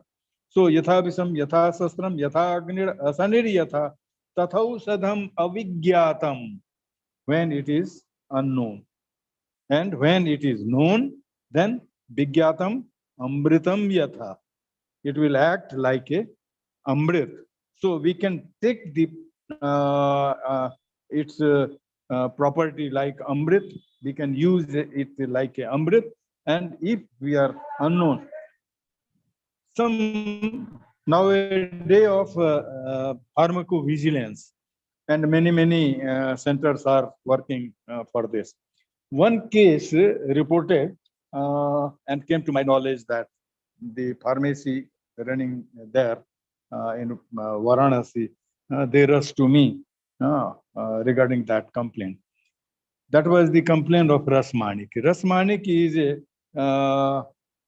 this formulation made by the Hartal. Hartal is orpiment, arsenic trisulfide. The therapeutic dose of this Suddha Hartal or Suddha Hartal as such is not used. After converting it into Rasmanik, Rasmanik is very popular medicine and all physicians are frequently using. So the therapeutic dose as mentioned for Rasmanik is 4 to 8 Rati. 4 to 8, no, 1/4 to 8 Rati. Means 1 Rati is 120 milligram, and if you divide into 4, then it will be 30 milligram. 30 milligram. So 30 milligram to 60 milligram or 80 milligram, you can use it. But the pharmaceutical, the person from the particular pharmacy who prepared that medicine, we are also frequently using their medicine. So he rushed to me and told me that there is a complaint on this drug. You are using this drug since very long, from so many years. You have no any complaint came to you. So I told him, you can show me the prescription, who prescribed, how much quantity they dose they given. When we go to this, and we will found that the dose was mentioned the more than therapeutic dose. So that was the reason for that adverse effect of that. So that dose is very important. If we will not very much aware with the dose, we will certainly damage to our patient. So we should be very careful. So dose in the जैसे मात्रा की बात हम लोग करते हैं, dose in response to the quantity of the drug. The effective quantity is very much essential to know, and the effective quantity already mentioned in our text, wherever the drug manufacturing process mentioned, in finally lastly dose given to that medicine there, that this much quantity into twice, thrice you can give. And Jasab, please stay with us. Jasab, okay. थोड़ा सा interrupt करके एक दो इनसे भी सुने जी, थोड़ा सा मनोज जी से। मनोज जी नमस्कार। तो डोज के बारे में ये सारी बातें, एक तो मात्रा की बात हो गई, दूसरा हो गया जो डिफरेंट हमारे सॉलिड लिक्विड डोजेस हैं, और सॉलिड लिक्विड के रूप में ढेर सारे प्रिपरेशंस हैं, और फिजिशियन अपने हिसाब से उसको सेलेक्ट करता है। और मनोज जी ने इसके बारे में बहुत ही एक गहराई से बिल्कुल बहुत ही जी, बिल्कुल। विचारणीय चीजें हम लोगों के सामने रखा, जो चिकित्सा के समय जब हम औषध देने जा रहे हैं तो इन चीजों को निश्चित रूप से हमारे ध्यान में रखना चाहिए। डॉक्टर साहब थोड़ा Thank you, Manoj ji thank से you, भी थोड़ा thank you. सुन के थोड़ा और आगे जी जी, बढ़ाएंगे। Sure sure. मनोज जी नमस्कार जी। हाँ सर, थैंक यू सर। हाँ सर, We- हाँ सर। हाँ Manoj ji, what do you, हमारी जो आज जो चर्चा हुआ, थैंक यू सो मच। आपने जो पूरा you opened up many things, बहुत ज्यादा, and shown us the details की पंचमहाभूत की तरफ से अगर सोचो कि पूरा समझ आता है कि अलग अलग जो कल्पना है। Please tell us a little more जी। एक तो है एक मनोज जी, मेरी तरफ से ये है कि हिंदुस्तान में इतनी परंपराएं चल रहा, इतनी सिस्टम्स चल रहा, दिस इज अ वेल्थ। अब if we bring all this together, कहीं यूनानी चल रहा, कहीं वो ये सिद्धा चल रहा, कहीं आयुर्वेद तो है ही है, और तिब्बतन वाले उस तरफ जाओ, नॉर्थ की तरफ जाओ, एंड नाउ जामनगर में तो आ गया पूरा centre, global centre for traditional medicine. अब हमारी संहिताओं से क्या कुछ निकल सकते कि ग्लोबल लेवल पे ले आने के लिए। तो this is a very important point here कि मात्रा की बात जो झा साहब ने जो बताया, और हमारी कल्पनाएं, that is a very subtle thing. इसमें इतनी छोटी छोटी चीज है। How do we make it relevant for contemporary use? कैसे इसको, everybody wants इतनी मिलीग्राम का टैबलेट, अब दैट इज नॉट कंपैटिबल। जो आपने बताया कि हरिद्रा की अगर if you make different kalpanas you get different effect, there is a bit of a difficulty. और दूसरी चीज जो हमने जो व्हाट आई आस्क्ड कि स्टूडेंट्स में वो सेंसिटिविटी कैसे लाए जी, कि इतनी सटल कितनी चीज है हमारी शास्त्रों में, उसको कैसे लाए स्टूडेंट्स के वो इसके लिए, so that they understand that this is a very serious science, it is a globally important science, or what is the how to solve this problem. Yes sir, yes sir. Thank you sir. मैं actually I to actually already Jhasara very given very deeply told that what is the significance of a dose. With that actually I am just adding one more thing, that if a patient comes to us, just simple example. Actually for example जैसे मैंने अभी योगराज गुगुलू का बताया sir, उसमें लिखा है कि एक सान देना है, एक सान is around 3 gram, around 3 gram. So many of the people are thinking that whether this dose is for us or for but from my point of view actually dose 2-3 चीज के ऊपर से डिपेंड करता है सर। एक patient हमारे पास जब आता है पहले तो हम उसको देखेंगे कि पेशेंट का स्टेज क्या है, जैसे अजीर्ण का नहीं तो, क्योंकि इसके जैसे हमारे पास 90% ऑफ पेशेंट जो आते हैं दे आर ऑलरेडी हैविंग अजीर्ण और उदावर, उनको अजीर्ण का शिकायत रहता ही रहता है और कॉन्स्टिपेशन की शिकायत रहता ही रहता है। और जब हम पेशेंट को इस स्टेज में इतनी डोज में देते हैं तो डेफिनेटली वो दवाई काम तो करेगा नहीं, वो काम से ज्यादा वो साइड इफेक्ट करेगा और हार्मफुल साइड इफेक्ट करेगा। तो आयुर्वेद में सर ऐसे लिखा है ना कि आहार जीर्ण लक्षण, और एक ऐसे लिखा है रसा जीर्ण लक्षण। ये जब डोज हम दवाई देते जाते हैं, जैसे कोई भी पेशेंट हो पहले तो उसका स्टेजेस देखना चाहिए, और रसा जीर्ण जैसे कोई भी डोज हम देने के बाद अगर उसको कॉन्स्टिपेशन हो रहा है, पेशेंट को नींद नहीं आ रहा है, पेशेंट का डाइजेस्टिव सिस्टम में कोई गड़बड़ी हो रहा है, देन उसको स्टॉप दैट डोज। क्योंकि ये डोज अच्छे संहिता में जो लिखा है वो इसके कारण नहीं हो रहा है, संहिता में जो डोज लिखा है सही लिखा है, लेकिन सर हम जो पेशेंट को दे रहे हैं वो पेशेंट का स्टेज क्या है, वो अजीर्ण से ऑलरेडी उसका आम से इतना आम उसके शरीर में बना हुआ है, वो दवाई काम ही कर रहा है, जा ही नहीं पा रहा है जिस पैथोलॉजिकली हम दे रहे हैं। जैसे योगेश गुगुल सर में छोटा सा एग्जाम, जैसे साल ने बताया, जैसे हम लोग पुनर्नवा मंडूर की बात करें, जैसे पुनर्नवा मंडूर का जो डोज है 1 कोल प्रमाण बताया गया है। 1 कोल का मतलब करीब मान के चले 7.5 ग्राम करीब आता है, 7.5 या मतलब 6 ग्राम 7 ग्राम करीब आता है। अगर पेशेंट को दे सकते हैं क्या पुनर्नवा मंडूर, लेकिन देने वाले देते भी हैं सर, उसको डिवाइडेड डोजेस करके देते भी हैं, लेकिन पहले सर हम उस पेशेंट का अजीर्ण ठीक करना बहुत जरूरी है, क्योंकि 99% पेशेंट मतलब अजीर्ण मतलब कोई पेशेंट हमारे पास आता है अजीर्ण अजीर्ण रहता ही रहता है।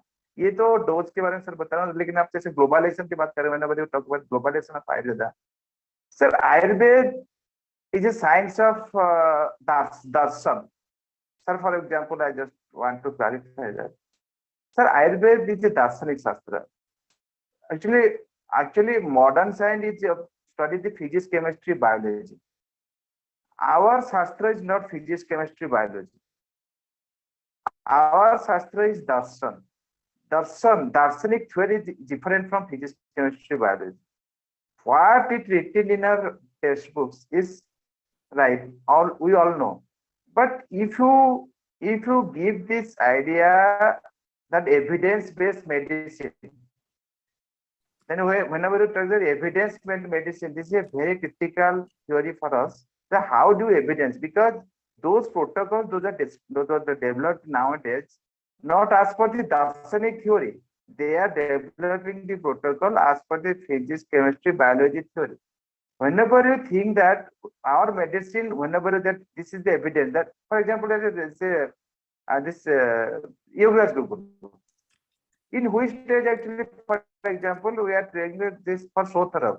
So any type of inflammation, we are developing a protocol that this type of inflammation we can go for this trial, that is randomized for the evidence.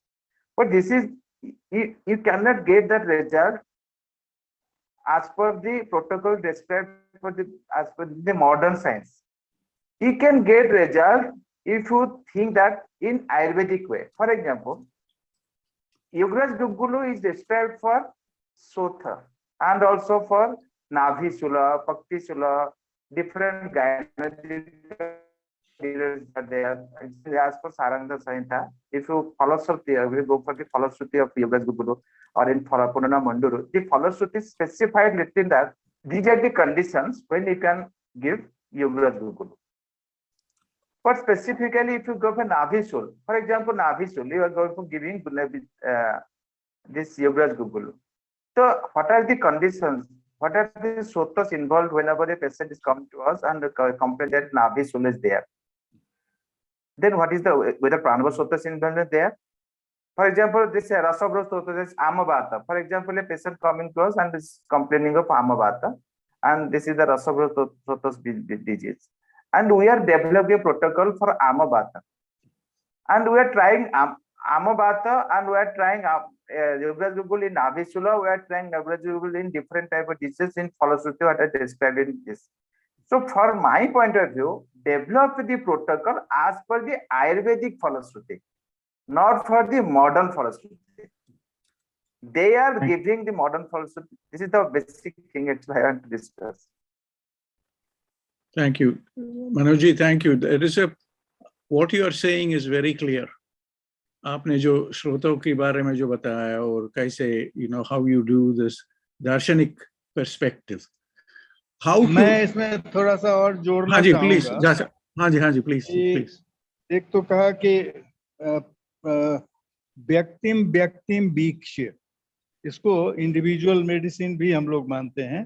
तो व्यक्तिम वीक्ष्य, व्यक्ति के हिसाब से, ये जैसे हमने तय कर दिया कि 1 से 2 ग्राम या 1 tablet to 2 tablet, 2 to thrice हर किसी के लिए इन जनरल, तो ये आयुर्वेद के साथ लागू नहीं हो सकता है, नेवर।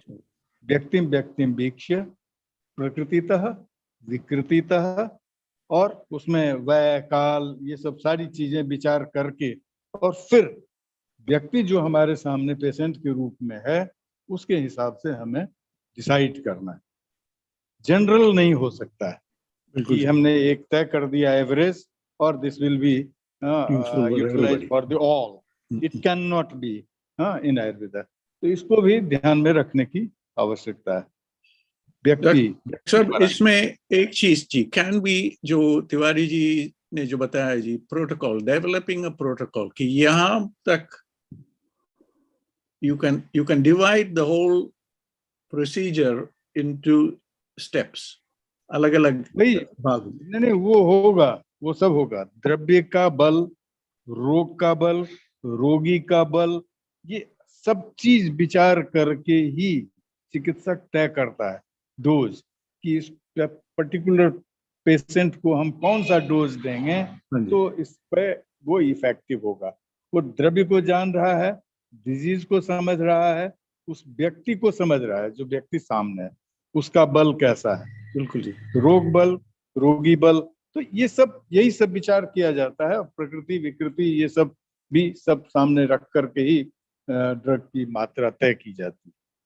डॉक्टर साहब, हमारी तरफ से एक सवाल जी, ये जो जामनगर में तो आ गया पूरा दुनिया की WHO की global centre for traditional medicine, अब वहां आएंगे लोग बाग अलग अलग जगहों से।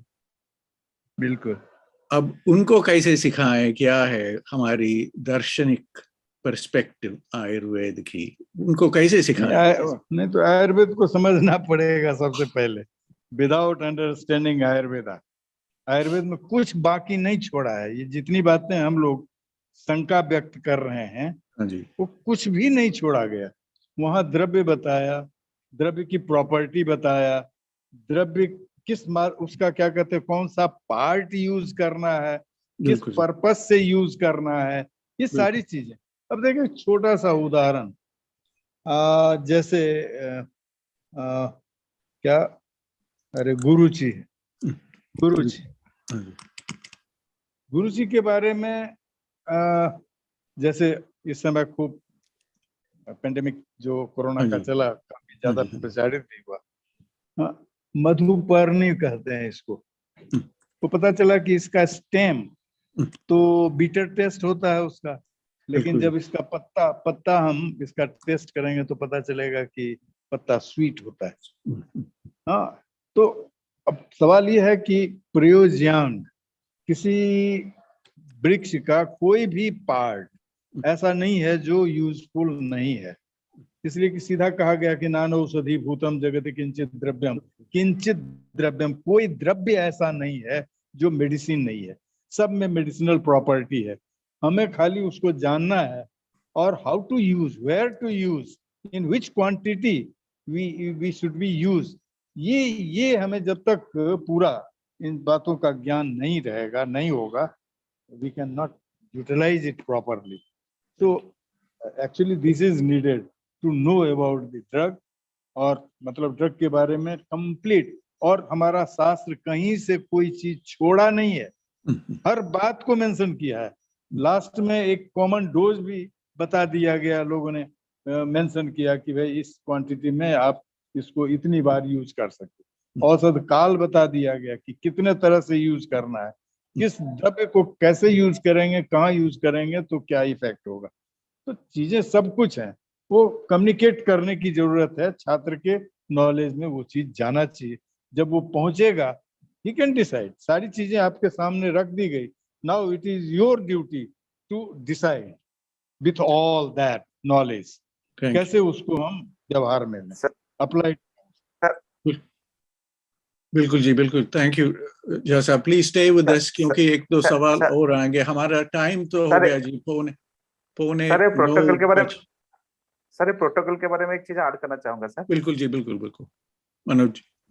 सर मैं ये कहना चाह रहा हूँ, हमें ऐसे प्रोटोकॉल डेवलप करना चाहिए, जैसे फॉर एग्जांपल धातु वैषम्य से बीमारी हो रहा है, फॉर एग्जांपल प्राणग्रह शोथ से बीमारी, ये सिम्टम आया है, फॉर एग्जांपल शोथ है, ठीक है सर। उदर शोथ से जैसे उदर रोग है, उदर रोग से शोथ हुआ है। प्राणभव शोथ के जैसे कोई बीमारी है उससे शोथ हुआ है, या रसभव शोथ के आमबात से कोई शोथ हुआ है, बिल्कुल, या हृदय रोग से शोथ हुआ है। मतलब ये एक्चुअली हमें सर ऐसे प्रोटोकॉल डेवलप करना चाहिए, स्रोतों के अकॉर्डिंग, धातुओं के वैषम्य के अकॉर्डिंग, मतलब धातुओं का किस स्टेज में वैषम्य, मतलब फॉर एग्जांपल मज्जा क्षय से हमें शुक्र क्षय होता है। हम अगर एक ऐसे प्रोटोकॉल डेवलप करेंगे जो मज्जा धातु का क्षय से, उस प्रोटोकॉल को हम फॉलो करेंगे तो हमारे दवाई को हम ज्यादा एविडेंस बता पाएंगे और ज्यादा इफेक्टिवली बता पाएंगे। बिल्कुल जी। मनोज जी, हमारी we are running a little bit out of time। आज जो चर्चा चल रहा है जी, इट्स अ वेरी इंपॉर्टेंट चर्चा, क्योंकि जो मेरी तरफ से ये है कि आ गया जामनगर में पूरा सेंटर दुनिया की, और हमारे पास पड़ा पूरा जो संहिता में जो जहाँ साहब ने जो बताया कि पूरा सब कुछ पड़ा जो काम की चीज है, but we are not able to convey this, and this is a difficulty. I hope this is a start of a dialogue, very important dialogue. Before we pass the floor to Pavan ji, I wanted Ravi ji नमस्कार जी, और उसके बाद राजन जी से भी सुने एक दो शब्द। रवि जी नमस्कार। नमस्कार सर। नमस्कार जी। मेरी आवाज ऑडिबल है सर? बिल्कुल जी, बिल्कुल सर। मेरे दो छोटे क्वेश्चन है, बस शॉर्ट में आंसर मिल जाए बहुत अच्छा है मेरे लिए। बहुत I am very enthusiastic, I am very anxious to know about this question. Ravi ji, उससे पहले थोड़ा मनोज जी की बात के ऊपर थोड़ा पधारना जी। जो मनोज जी ने जो अभी अभी बताया चीज कि स्रोतों के ऊपर होनी चाहिए थोड़ा विचार कि कैसे करें ट्रीटमेंट, अगर आपकी तरफ से कुछ हो उसके ऊपर फिर सवाल जी। उनकी बात का पूरा समर्थन करता हूँ। उसी से रिलेटेड मेरा क्वेश्चन है सर, जैसे whether dose of any drug given to the patient depends on the agony of the patient also, इसका एक मेरा क्वेश्चन, पहला क्वेश्चन ये है। दूसरा क्वेश्चन, अभी जैसे डॉक्टर झा जी बोल रहे थे कि जैसे अश्वगंधा को हम व्रणीय द्रव्य मानते हैं, that is weight promoting drug. इसका रूट हमारा वेट बढ़ाएगा, इसका पत्र जो है वेट को रिडक्शन करता है। तो अगर हम अश्वगंधा को अगर हम चूर्ण की फॉर्म में लेते हैं तो मैंने कई पेशेंट में देखा कि उससे वेट रिडक्शन होता है, और अगर हम इसको लेह बना के लेते हैं, हनी और घी मिला के लेंगे तो वेट प्रमोट करता है। ऐसा कोई डिफरेंस होता है कि कल्पना को हम चेंज कर दें तो प्रॉपर्टी भी चेंज हो जाए अश्वगंधा के खिलाफ में, सिर्फ specially ashwagandha? Ravi ji, who do you want this question for, Jha sahab और मनोज जी? सर झा साहब दे रहे हैं, मनोज जी जो भी अवेलेबल हो दे रहे हैं। नहीं, बिल्कुल। देखें, बहुत सारे ड्रग ऐसे हैं जिसको किस रूप में यूज करना है, अभी मनोज जी ने भी आपको इस बारे में काफी कुछ बताया। अब जैसे अश्वगंधा है, कैसा अश्वगंधा यूज करना चाहिए, हम कैसा कर रहे हैं यूज। जैसे कुछ द्रव्य ऐसे हैं जो हमेशा आर्द्र गीला यूज करना चाहिए, उसमें एक अश्वगंधा भी आता है। हाँ, और कुछ द्रव्य ऐसे हैं जो हमेशा पुराना लेना चाहिए, इस तरह के निर्देश दिए गए हैं। दूसरा कि मतलब किस द्रव्य को कल्क के रूप में यूज करना चाहिए, किस द्रव्य को पाउडर के रूप में यूज करना चाहिए। अभी मनोज जी ने इस बारे में, अब जैसे ये ब्राह्मी है, ब्राह्मी को हमेशा कल्क के रूप में यूज करने के लिए कहा गया है। हल्दी के बारे में आपने सुना कि हल्दी को अगर हम चूर्ण के रूप में यूज करेंगे तो क्या होगा, करना क्या चाहिए, कल्क के रूप में हमें उसका इस्तेमाल करना चाहिए। कल्क के रूप में करेंगे तो उसका ये लाभ होगा। तो किस रूप में किस वनस्पति किस द्रव्य को यूज में लेना चाहिए, इस बात को शास्त्रों ने बहुत काफी कुछ लिखा है, और उसको अगर हम ध्यान में रखें तो सही सही उसका लाभ हमको मिलेगा। अश्वगंधा का जहां तक देखें, गुणों का जितनी जानकारी हमारे संहिताकारों को, आचार्यों को हुआ, वो सारी चीजें उन्होंने वहां पर मेंशन कर दी। आज के समय में वो ज्ञान काफी आगे बढ़ चुका है। जितनी बातें हम एक किसी द्रव्य के बारे में जानते थे, जिस रूप में जानते थे, उससे बहुत बहुत अधिक आज के समय में आपके सामने उपलब्ध है। आप जाएंगे, खोजेंगे नेट पर तो ढेर सारे पब्लिकेशंस आपके सामने आ जाएंगे। जिन द्रव्य के बारे में आप जान रहे थे कि भाई ये खाली ज्वरहर है, पता चला कि वो ज्वरहर भी है, एंटी क्या कहते हैं इन्फ्लेमेटरी भी है, और क्या कहते हैं, और ढेर सारी प्रॉपर्टी आपको देखने में एक एक द्रव्य का मिल जाएगा। तो ये सारी चीजें हैं, और इन चीजों को बिना मतलब हम सही उपयोग को जाने कि किस द्रव्य को किस रूप में उपयोग करना है तो सही सही उसका हमको लाभ मिलेगा। अश्वगंधा के बारे में जो कहा गया है वो प्रधान उसका उपयोग बृंघन के रूप में कहा है। क्या कहा है, उपमा दिया गया है कि जैसे वर्षा से सस्य पुष्ट होता है, सस्य का मतलब फसल। आप कितना भी कुछ भी करें, एक वर्षा बढ़िया से बरस जाए तो धरती का जो क्या कहते हैं सरफेस है वो कैसा एकदम हरा भरा हो उठता है। खेत में अगर फसल है जिसको आप अपनी तरफ से सिंचाई करके आप उसमें दे रहे थे, जैसे बरसात से उसमें एक जो ताजगी या जो हरा भरापन आ जाता है, जैसे सस्य फसल पुष्ट होता है, ठीक अश्वगंधा का अगर सेवन हम किसी को कराते हैं तो इस रूप में वो पुष्ट करता है। जो प्रधान गुण है अश्वगंधा का वो यही बताया है, बृंघन बताया है। अब इसके अलावा हम बहुत सारी चीजें उसका ढूंढ निकाले हैं, और आजकल क्या स्ट्रेस को मतलब एंग्जियोलाइटिक मेडिसिन के रूप में खूब इसका इस्तेमाल हो रहा है।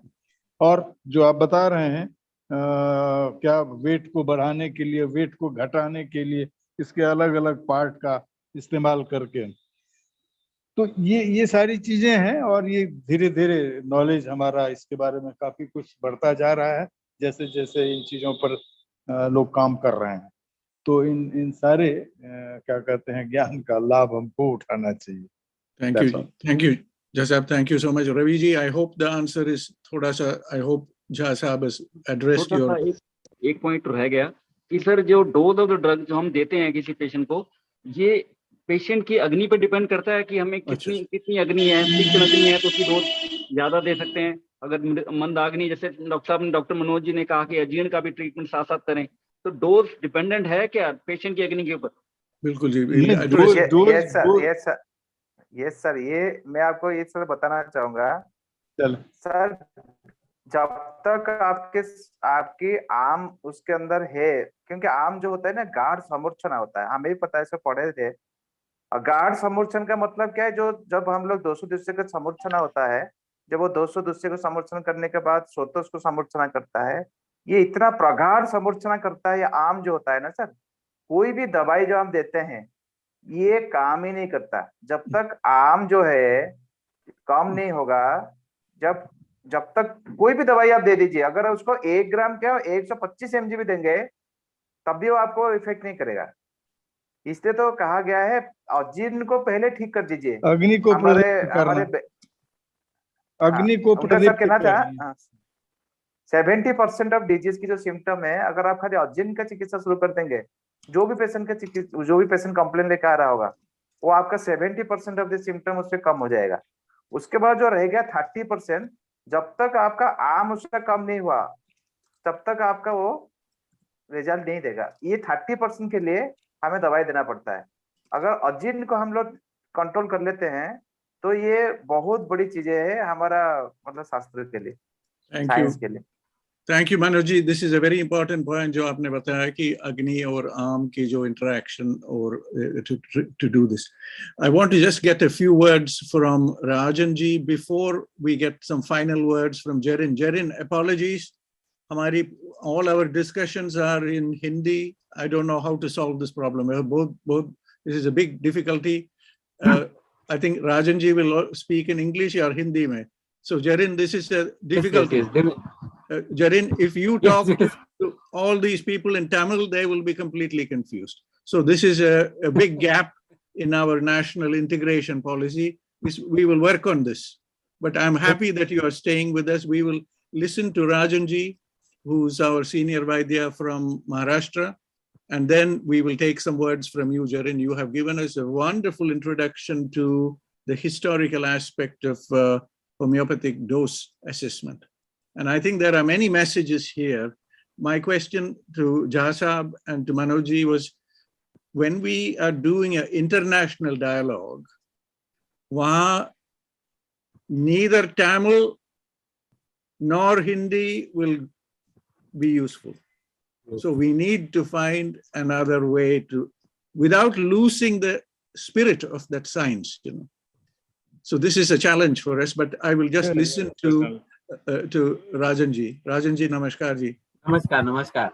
वही सभी, I was listening to all the stalwarts, and in my opinion, proper dose of the medicine or the dosage of the medicine in each and every pathy should be considered as per the constitution of the body, as per Ayurveda. Then Agni, the fire which is in our stomach and also of all our dhatus. Then age, is also important. Then the desh, that is the country, in which country we are using the medicines, is also important. Then kala, that is the climatic condition of that country and of the patient who is staying in which climatic conditions. Then ahar, what food he is taking. And in considering all these things, the dose can be varied from patient to patient, as mentioned by Jhaji. But in my opinion, we cannot set a protocol as per all the patches are there. So because it differs from age to age, from the agni of the patient, which I mentioned just now. And I am manufacturing nanomedicines of all rasakalpas and some oils also. So as per on the guidelines of homeopathy, I am preparing those. Triturate our rasakalpa and suvarnakalpa, which are so costly nowadays, in lactose. And I am manufacturing it for last 15 years. And they are also having excellent result in minimum dose also. So that's why different type of chikitsas are there.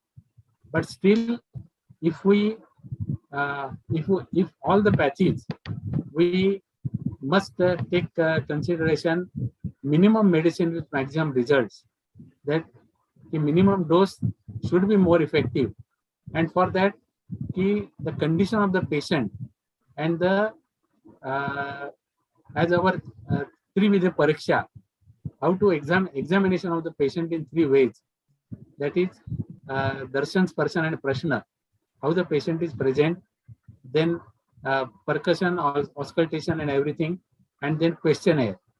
And with all these things, we can definitely give the proper dose and right dose in a holistic approach. Thank you, Madanji, for giving me opportunity. Thank you, Rajanji. What you have given us, Rajanji, what you have given us is a step towards defining a protocol. So, ek taraf aapne bataya ki we cannot have protocol, but you are giving us how to devise a protocol. We will discuss this offline, Rajanji, thoda. But before I put the floor back to Pawan Sharma ji, I want to get a few words from Jerin. Jerin, my feeling, this is a personal feeling, is that the homeopathic protocol that you have for patient assessment is one of the most detailed patient assessment procedures available today in all the systems of medicine. So number one, and all the systems of medicine, Siddha or Unani or Ayurveda, has something to learn from homeopathy, the patient assessment. Yes, the Ayurvedic description of they have different Roga Pariksha, Rogi Pariksha, they have a protocol, but I think of all the things, all the systems I have seen, the homeopathic procedure is the easiest one to take to a global community. Yes, and we have to see how it connects with the other systems. How does Siddha assessment examination take place? How does Ayurvedic Nadi Pariksha, how does it fit in with the homeopathic structure that is there? And I feel this dialogue, it is also a request here that together with our senior most person on the platform, C.B. Jhaji, with his leadership, I will suggest that we all come together as a platform where we can discuss this strength. So this is one. Yes. And I feel we have a lot of things to learn from each other, because we have to somehow we have to make it global. We have to take it global without losing the spirit of the depth of this knowledge. And this is a big challenge. So Jerin, thank you so much for introducing us today to the subtleties of homeopathic assessment, the history of Hahnemann, how he started and how we came to the thinking about all this thing. You have clarified that for us very nicely today. A few words from yourself, Jerin. Apologies again that I don't know how to solve this problem of Hindi versus Tamil and English, there is a big issue. It causes a lot of tension, but we will get there in the end. I feel confident. The easiest way is I should learn Hindi, sir. Well, we would also Am I like. audible? Yes, it's audible. Thank you, Jaren. Your clarity, your presentation today had such clarity. It was very enjoyable. Thank you very much from all of us today for giving such clarity in Thank you, your sir. presentation. Thank you. Thank you, sir. And thank you, Beat, for being with us. The floor is yours. Yes, sir. Actually, as you said, sir, the word holistic means understanding a person as a whole. So that is where we are one step ahead, because we are trying to understand the person in the physical realm, also in the mental realm. So to identify a person's mental thing is not so easy, as like we would not even share our personal things or emotions to everybody. So that is where Hahnemann talks about the art of case taking, where he says art of case taking. Case taking. Okay. Case taking, art of case taking, where he's giving a lot of advice, where he says like how we can understand the disposition of the patient. Some might even exaggerate the symptoms. Some might even forget the symptoms, where he calls them indolent patients. When people are suffering for quite a long time, they would forget certain symptoms. So in his case taking aphorisms from 82 to 104, he has given a lot of instructions where how we can handle such difficulties in the case taking. Like even sometimes people go to a different system and come back to us, where there can be symptoms produced by the medicine itself. So a lot of things. That's why we call it as holistic approach. So identifying the problem. From when on this problem started from the case. Very shortly, I'll narrate a very sweet case of or sweet experience of mine. One of the patients had actually come to me in our college OPD, where the intern was taking the case. So I just noted from the case sheet that all her complaints were since 4 years. All her complaints were since 4 years. So her hip complaint, the gastric problem, and migraine headaches, all were from 4 years. So that gave me a clue in interrogating the patient. I said, "What happened before 4 years?" She suddenly started weeping, and she said, like, one fine day before 4 years, I went to wake up my husband and I found him dead in the bed. So that was a shock. So with that, we had to prescribe a medicine called Natramune, because Natramune has a long-lasting grief.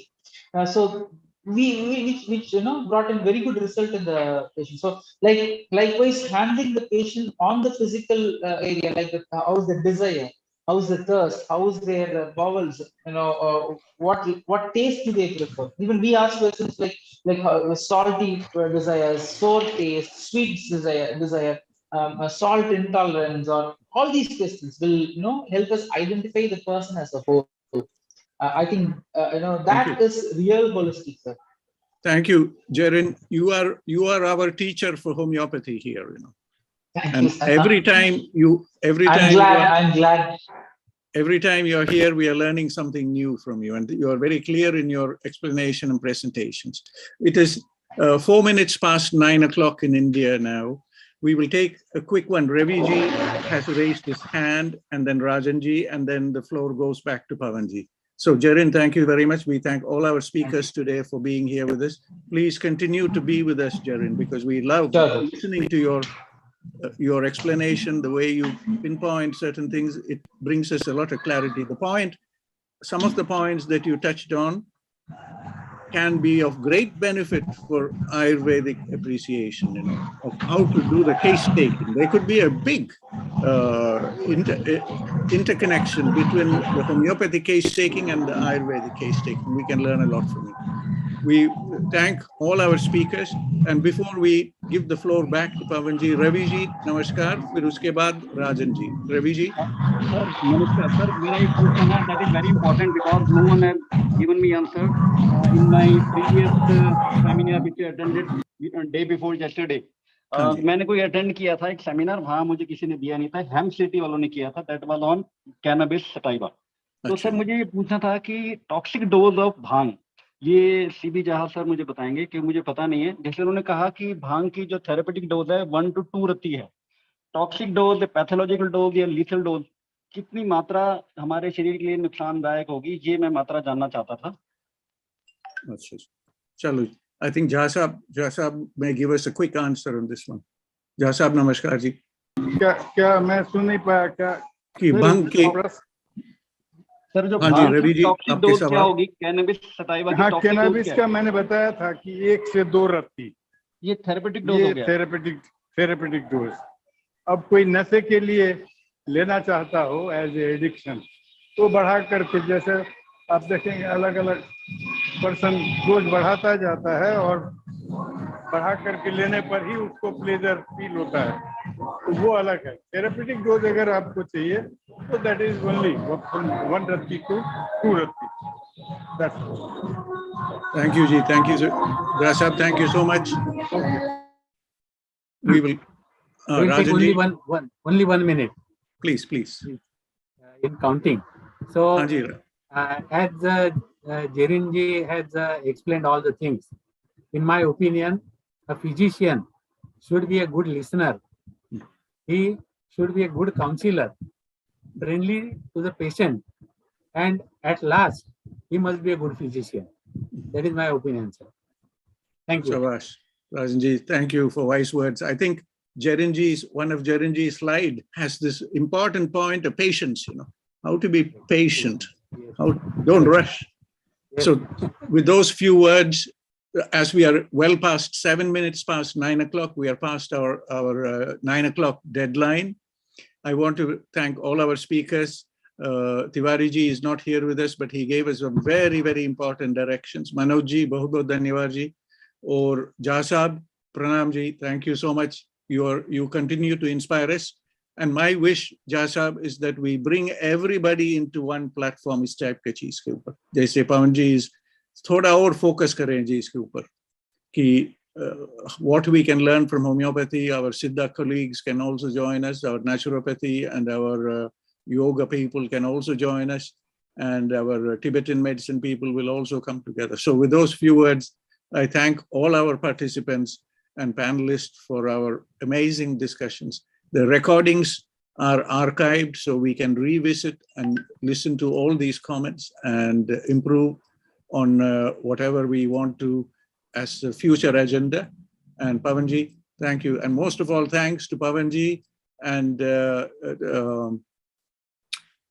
whole team here. I can't see Thakurji is disappeared. And Domaji, apologies. We will come back to you. I know you have a lot of things to share, but we are out of time today, Domaji. I give the floor back to Pavanji. Pavanji, namaskar. Thank you, sir. Thank you very much. Excellent moderation.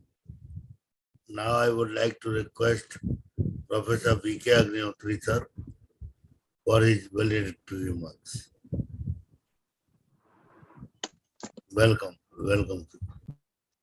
Namaskar, Dr. Sharma, Pawan Sharma ji and Professor Madan Thangalu ji. So this is my time after 200 minutes. So after 200 minutes, I have to speak, and I'll take my time because I listened completely. So first of all, it is it's very unfortunate that Dr.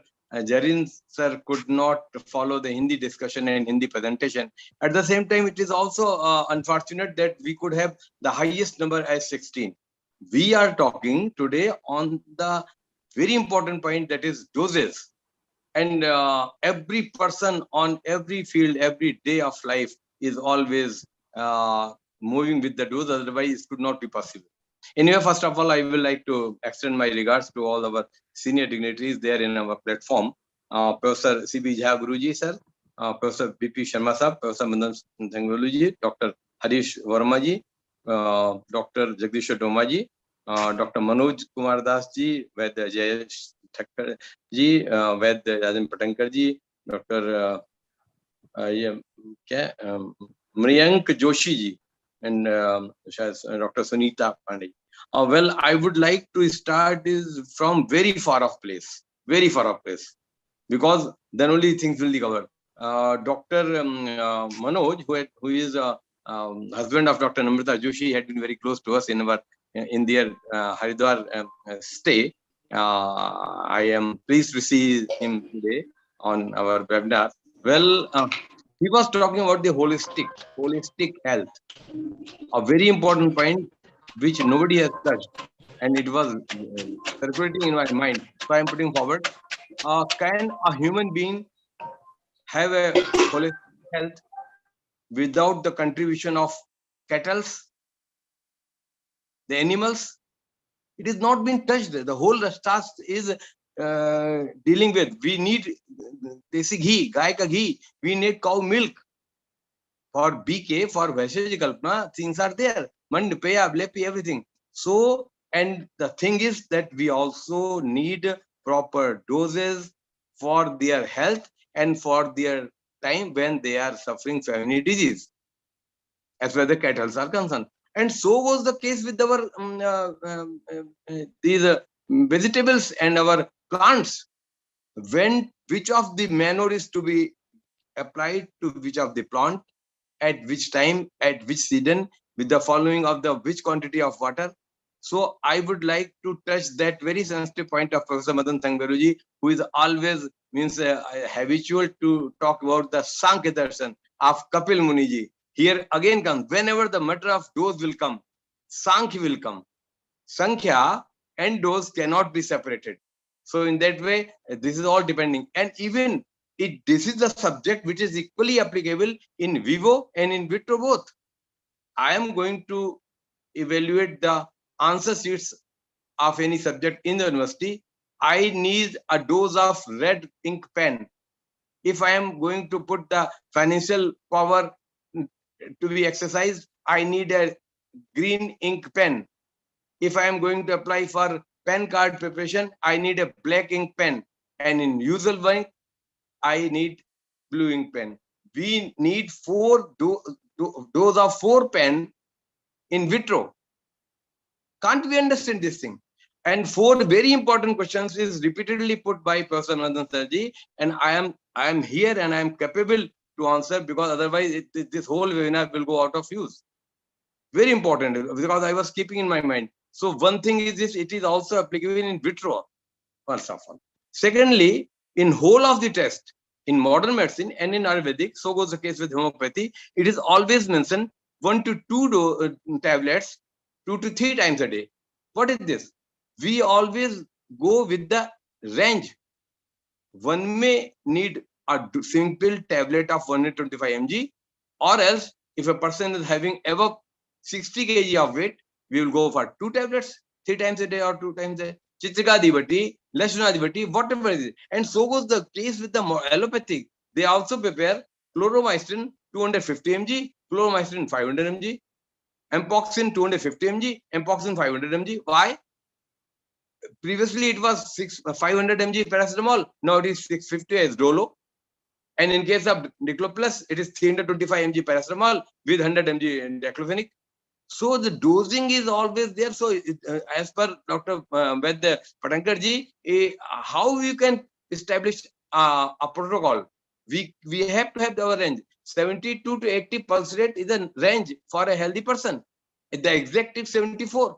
But it is not necessary that a person who is not having 74 beat per minute is not healthy or is not in a normal status of health. So the things are there. So goes the cases. Now, as far as the local application is concerned, we say 2 to 3 drops, eye drops instilled in both eyes, 3 to 4 times. Why? There is a likelihood of the wastage. When we say modern medicine says this is the liniment, you apply over an affected part, rub till disappears. We say Marchai tel, as will be the wound size, so will be the dose of the Jatai tel, so will be the dose of the Marchai tel. So these cannot be restricted in a particular dose for a particular case for a particular person. One may have 1 gram sufficient for his purpose, other may not be able. Now, one starting question was raised by Dr. Harish Verma ji regarding the use and quantity of char. Our Guruji Professor C.V. Jha Sahab answered there, and he cleared that it depends upon the intensity, Meduchar or Tivrachar, that will amount the dose. And again, it will also be, the amount will also, the dose will also be decided as per its use, whether it is neatly used, using with the dissolve and making is a solution in water, or in a combination. We use Avakchar with the case of along with Tirvangiti Ras or Godanti or Praval or Tankon for the expectoration. We also go for Shuddha Navarsar. So in that way, we use that which of the Sepan is to be used. So Rasha Shastra Devgun department is giving full guidance and producing the Nirmana Vaidya for the pharmacies to prepare the things properly as per the literature available, for along with the doses and their indication. The dose will be used as per the indication. And here comes the role of the Kaya Chikitsa. It is the physician who will decide for the dose for a particular patient who is sitting in front of him. And Mithya Ahar Viharabhyam Doshanam Hu Amashasita. Basically, any disease will take place, could be there because of the doshas which has situated, gone to the stomach, and they create a situation of Amadosha. So for Amapachan, we have to take the status of Agni itself. So things are very clear. Somebody was asking that whether what will it do? I appreciate one of the profession, like I am just amalgamating the things that the Putpak status of that Haridra along with or Sunti or Rason along with the Aran Patra is wonderful for Ambat. I agree with this. And we were simply using Terfla chun along with the Haldi chun, though that was not making that much effect. Number two. Number 3 point is, as we were telling, sir, that however students will be benefited. This is very important question. बच्चों को कैसा होगा? तो that person, Dr. Tiwari, sir, could not answer in that way. See, this is what the internship is. The internship, after facing the last paper of final year and getting the result, they will not get registered in themselves as a Vaidya or doctor till they complete their 1 year rotatory internship. So during the internship, when the student will be in front of me, when I ask him to go for its liver palpation or take the history, discuss, try to make a provisional diagnosis, then we are here. We make a diagnosis for the very first day, and then we decide the dose, that the 125 mg or 250 mg, what will be applicable to him. So in that way, he will learn. So students' interest will be shaped by our Kaya Chikitsak, our Prasutidant, our Danta Vigyan, our Shalya, Shalakya. It is a rotate, because there he directly comes in the contact of the patient and feels himself capable to make a work as a bridge in between the patient and the physician. In that way, he will learn a lot. Now, the first and very important question that you told, that WHO has given a great center, global center at Jamnagar for the traditional medicines enhancement or its purpose. And the world interested person will come. Not only this, addition to it, it is also in your knowledge that Ayush visa will be issued for those persons from any country, those who are interested to come India and take the Ayush treatment. So outright anything, just like a study visa, the Ayush visa will also go in. Now it comes the greater duty and responsibility of our shoulders, or those who are there in that center in Jamnagar, that how they will like to compile the whole of the work done since day one till date, as far as the Ayurvedic field is concerned. And now, though I don't agree with the word traditional, our scientific tradition may be scientific, may not be scientific, but the work has been taken, is to be compiled, and then whosoever is coming from other country, if he is following English language, he will be in position to go through the archives regarding the work done from BHU, from Jamnagar, Jaipur, or any higher center of India as far as the Ayurvedic concern. So that center will only run with the help of the stuff available. And then what more we can do? Whatever that left out part is there, whatever the thirst area is there, that should be taken into account for its projection and sharing and allotting that subject to the newcomers of MD scholars and PhD scholars, so that by coming 2-3 years or 5 years, we will be much more rich regarding the nutshell available results for the world. And we can also share this responsibility as is your dream, that such centers may also be allotted to Uttarakhand or to Delhi center of India, or any good place where it will be feasible to all the areas concerned. So these few things are there. As far as our speakers' presentation is concerned, Dr. Manoj has gone very deep, and he started from. Doctor साहब आपका आवाज थोड़ा cut गया जी. Is it okay? Oh, it's good. Thank you. Yeah, so as for the presentation of today's guest speakers are concerned, Manojji has gone very deep regarding the establishment of the holistic medicine itself, the concept of Ayurveda itself, and then how the dose is to be established. And this definitely that concept will always run Purusham Purusham Vikshe. It is Purusham Purusham Vikshe, and again it is Vyaditam Vyaditam Vikshe. क्योंकि dose हम देंगे. The most important factor that मात्रा शिति अध्याय and मात्रा शिति. So even if I से dose means खुराक, dose means मात्रा, and मात्रा इज आल्सो देयर इन अष्टविध आहार विशेषायतन. तो for healthy person the dose is also important. How much? 2 roti dose, 5 roti dose, 1 कटोरी दाल और आधा कटोरी खिचड़ी. So dose is equally important for healthy and for the disease person. And since I am the person of preventive medicine, our concept is there. Mata Shishat means Asto Ahadid Visheshayat Targat. Mata is one point apart from Desh Kal and Sanyog Gurud and all that. So that will also be touched by our Tiwariji with the help that it should be done. So our emphasis is cattle's health, their requirement dose, in relation to the human beings, vegetables and our plants, in relation to the human beings' life, it is equally important. And then goes the teaching of our students during the internship, rotatory internship, and the higher center is to be, the authorities concerned with the higher center's location must feel responsible to come forward and make some amalgamated form, nutshell output of the research taken place by now to available to the persons coming from outside India. Thank you so much. Thank you very much. All the best. Newsji, thank you so much. You have touched on that one important point. I missed it out completely. You have broadened it by taking it to the one earth, one health agenda. कि पशुओं को भी होनी चाहिए मन में जब मात्रा की सोच जब होती है, और ये भी जी पेड़ पौधों की भी होनी चाहिए, वृक्ष आयुर्वेद की तरफ भी सोच लगनी चाहिए. धन्यवाद जी, बहुत बहुत धन्यवाद. Again, want to thank Ravi ji, Jha Sahab, and Jarin ji for making this such a wonderful, very, very exciting discussion, very high quality discussion. And Agnihotri ji has brought everything together and highlighted some of those gaps. And Ayush visas ji, jo aapne bataya. I hope people are listening to what we are discussing here. And I hope the quality of our arguments. Aapka आवाज नहीं आ रहा जी, Agnihotri ji.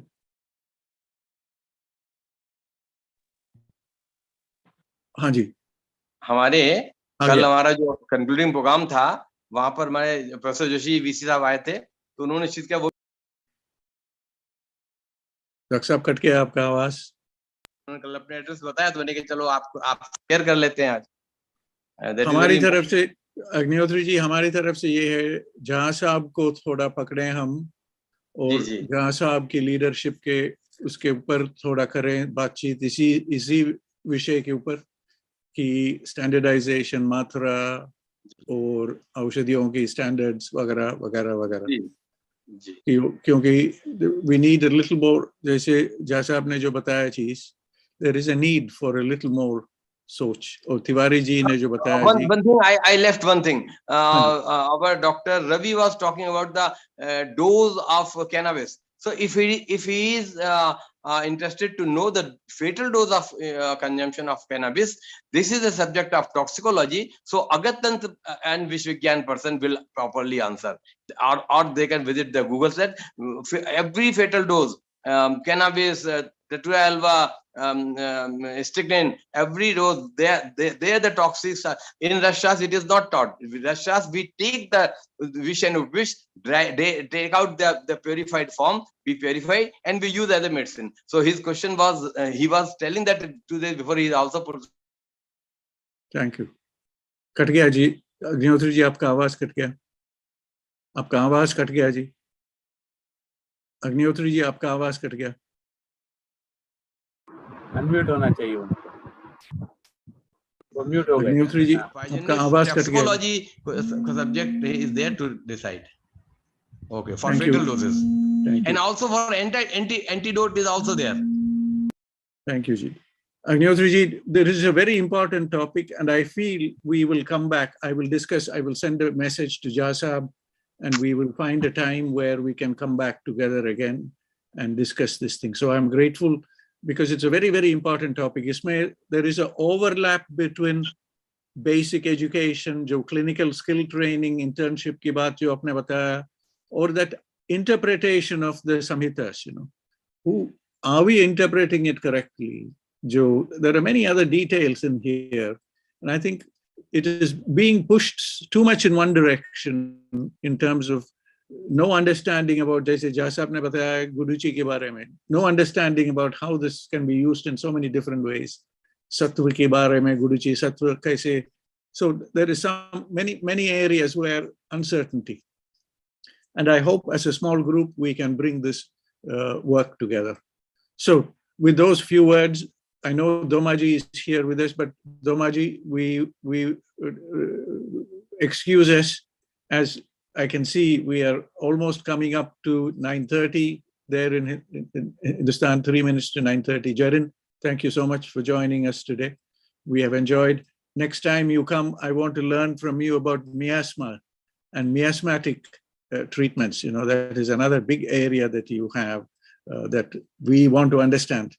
So thank you, Ji. I think Pavanji, I don't know if Pavanji is still here with us. Pavanji, namaskar. Pavanji might be resting.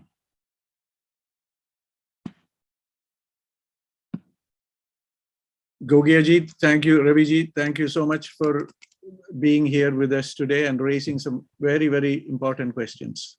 Thank you, sir. Thank you, sir. Thank you.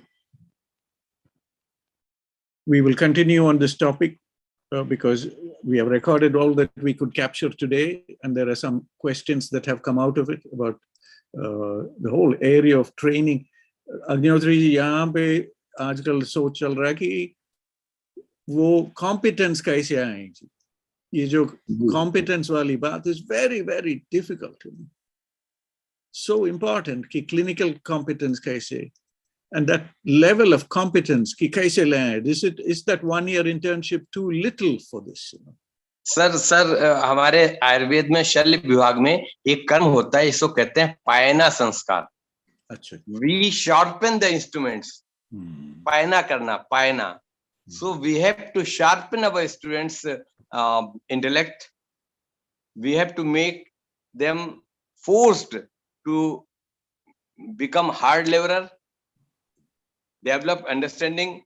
They can use Brahmivati for the development of their intelligentsia. Exactly, for their own. They have to spare minutes. We have to generate hunger for knowing better the deepest form of Ayurveda. So when this, and that's what this transitional curriculum was introduced this time for NCISM. So we did a lot for 90 hours. This work was for 15 days. Daily 3-4 lectures were there of different fields, experts. So in this way, now onwards from 21, 22 batches, the things will be scenario different. I found as per their feedback, they became such sharp. I told that you are the unshaped clay, and now our teachers within 15 days made you such a shapeful person that you are coming forward voluntarily and giving the response. It means after 5 years, where will you reach? You cannot think of that. One small girl told that I am not, what a exciting sentence. I am not here in Ayurveda. Ayurveda call me Just like this sentence of Modi ji, मैं नहीं आया हूँ बनारस, गंगा माता ने बुलाया, and she is Muslim. She is Muslim, and she anchored the afterwards cultural program. She is wonderful. Everybody appreciated her. Ayurveda ने मुझे बुलाया है, तब मैं यहाँ आ पाई. मेरे को गति नहीं थी, मैं आता. तो such things are now changing.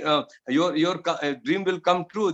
These birds are now going to become a full-fledged flower in the coming years. And now it is our teachers and faculty's responsibility that how they shape them, how they touch the deepest form of this thing. This is what. Agnihotriji, we are so lucky you are here, Jasa. Both of you are very senior academicians, and you still interacting with students. And my wish is that the students also be given international exposures. Thoda sa, kahin na kahin. We have to find them. So many students are mine are there in India, that out of India, that Shabana is there in Dubai. Singapore lady that is also coming from Haridwar, Gurukul, one this SKD college, Muzaffarnagar. These are all our chaps which are there in outside India. And some persons that did a lot. Dr. This Nitin Agarwal from Noida, Bliss India, Bliss Ayurveda. You can search in this. I told you earlier. Bliss Ayurveda. They spent at least 7-8 years in UK. Dr. Dhananjay Srivastav, he has traveled half of the Europe, I think. He was also there, studied with us on that closing ceremony. Anyway, things will definitely change. When world is seeking towards Ayurveda, the things will definitely change, and our stuff will also come with a sharpened mind and having a direct good approach with the Ayurvedic text. Thank you, sir. Thank you. Thank you, Ji. Thank you. With those few words, I take the once again, I take the opportunity to thank everybody, particularly Jahasab, who's still here with us. Raviji, thank you. And thank to Jerin. Thank you, sir. Thank you. Good night. Jahasab, we are looking to your guidance. Ki aage Sure. I am ready. I am always ready. Namaskar, Ji. Namaskar. Sir. Ravi ji. Guruji, namaskar. 15 second लूंगा. 15 second लूंगा. गुरुजी प्रणाम. नमस्कार sir. Sir मैं 15 second लूंगा. बिल्कुल. नमस्कार sir. Sir मैं 15 second लूंगा. आज की डिस्कशन से you have made my day. मुझे भूख लग रही थी, शाम को 7-8 बजे से मैं क्लिनिक में था.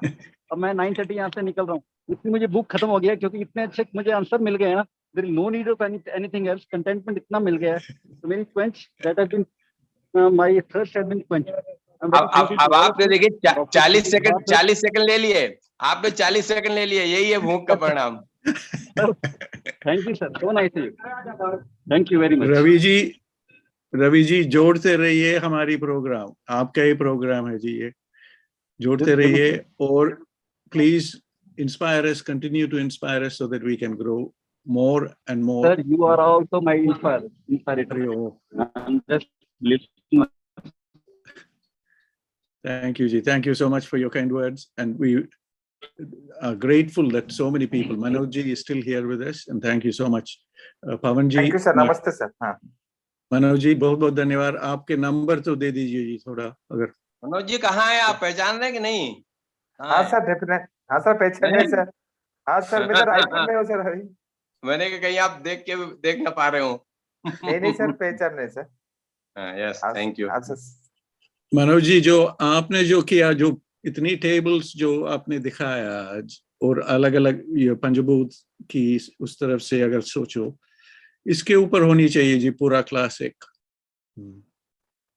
हाँ सर, वो एक्चुअली बच्चों को हम पढ़ाते हैं तो हम लोग इसे भाई में जाते हैं तो पूछते हैं कि इसका कल्प क्यों बनाया, इसका क्वाथ क्यों नहीं बना लिए, तो इसका इस दवाई का तुमने खिरपा क्यों बनाया, इसका क्वाथ क्यों नहीं.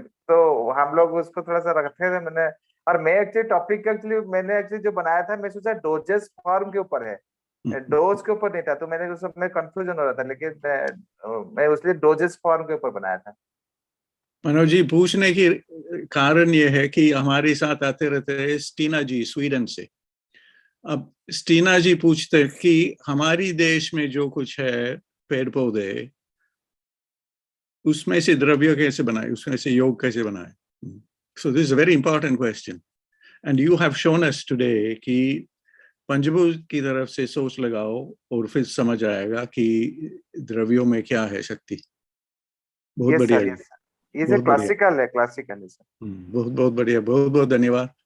Thank you sir, thank you sir, नमस्ते सर। आपका नंबर तो दे दीजिए, पता नहीं मैं चार्ट में लिख दे रहा हूँ sir.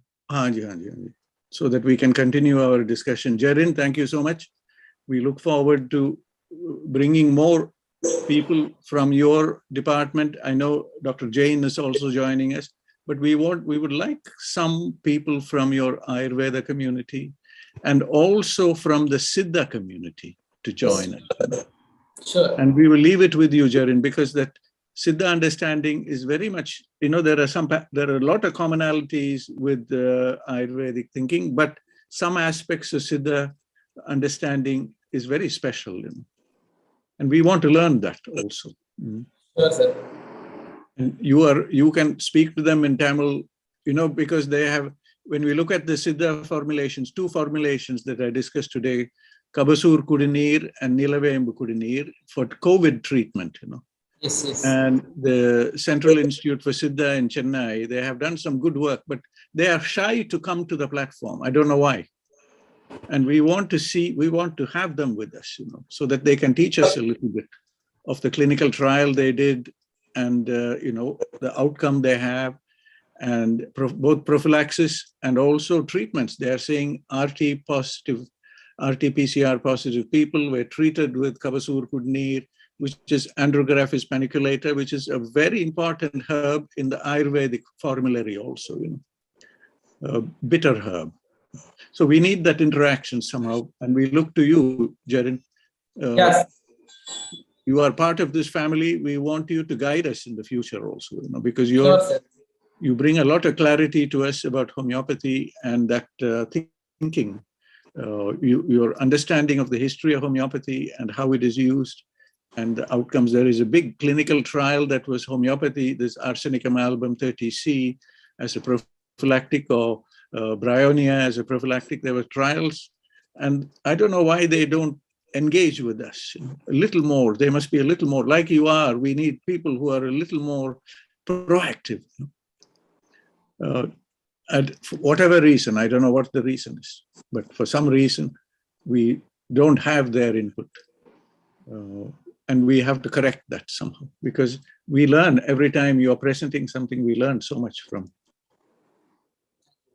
Thank you. So, sir, I think on seeing today's discussion in multi-language, of course in Hindi also, he will be having a good hold over Hindi in coming days, because I think that Dr. Hema Malini from Chennai, she is well friendly with Hindi language. I was having a talk a few days back. So she is not so fluent, but she is understanding Hindi and trying to speak Hindi also.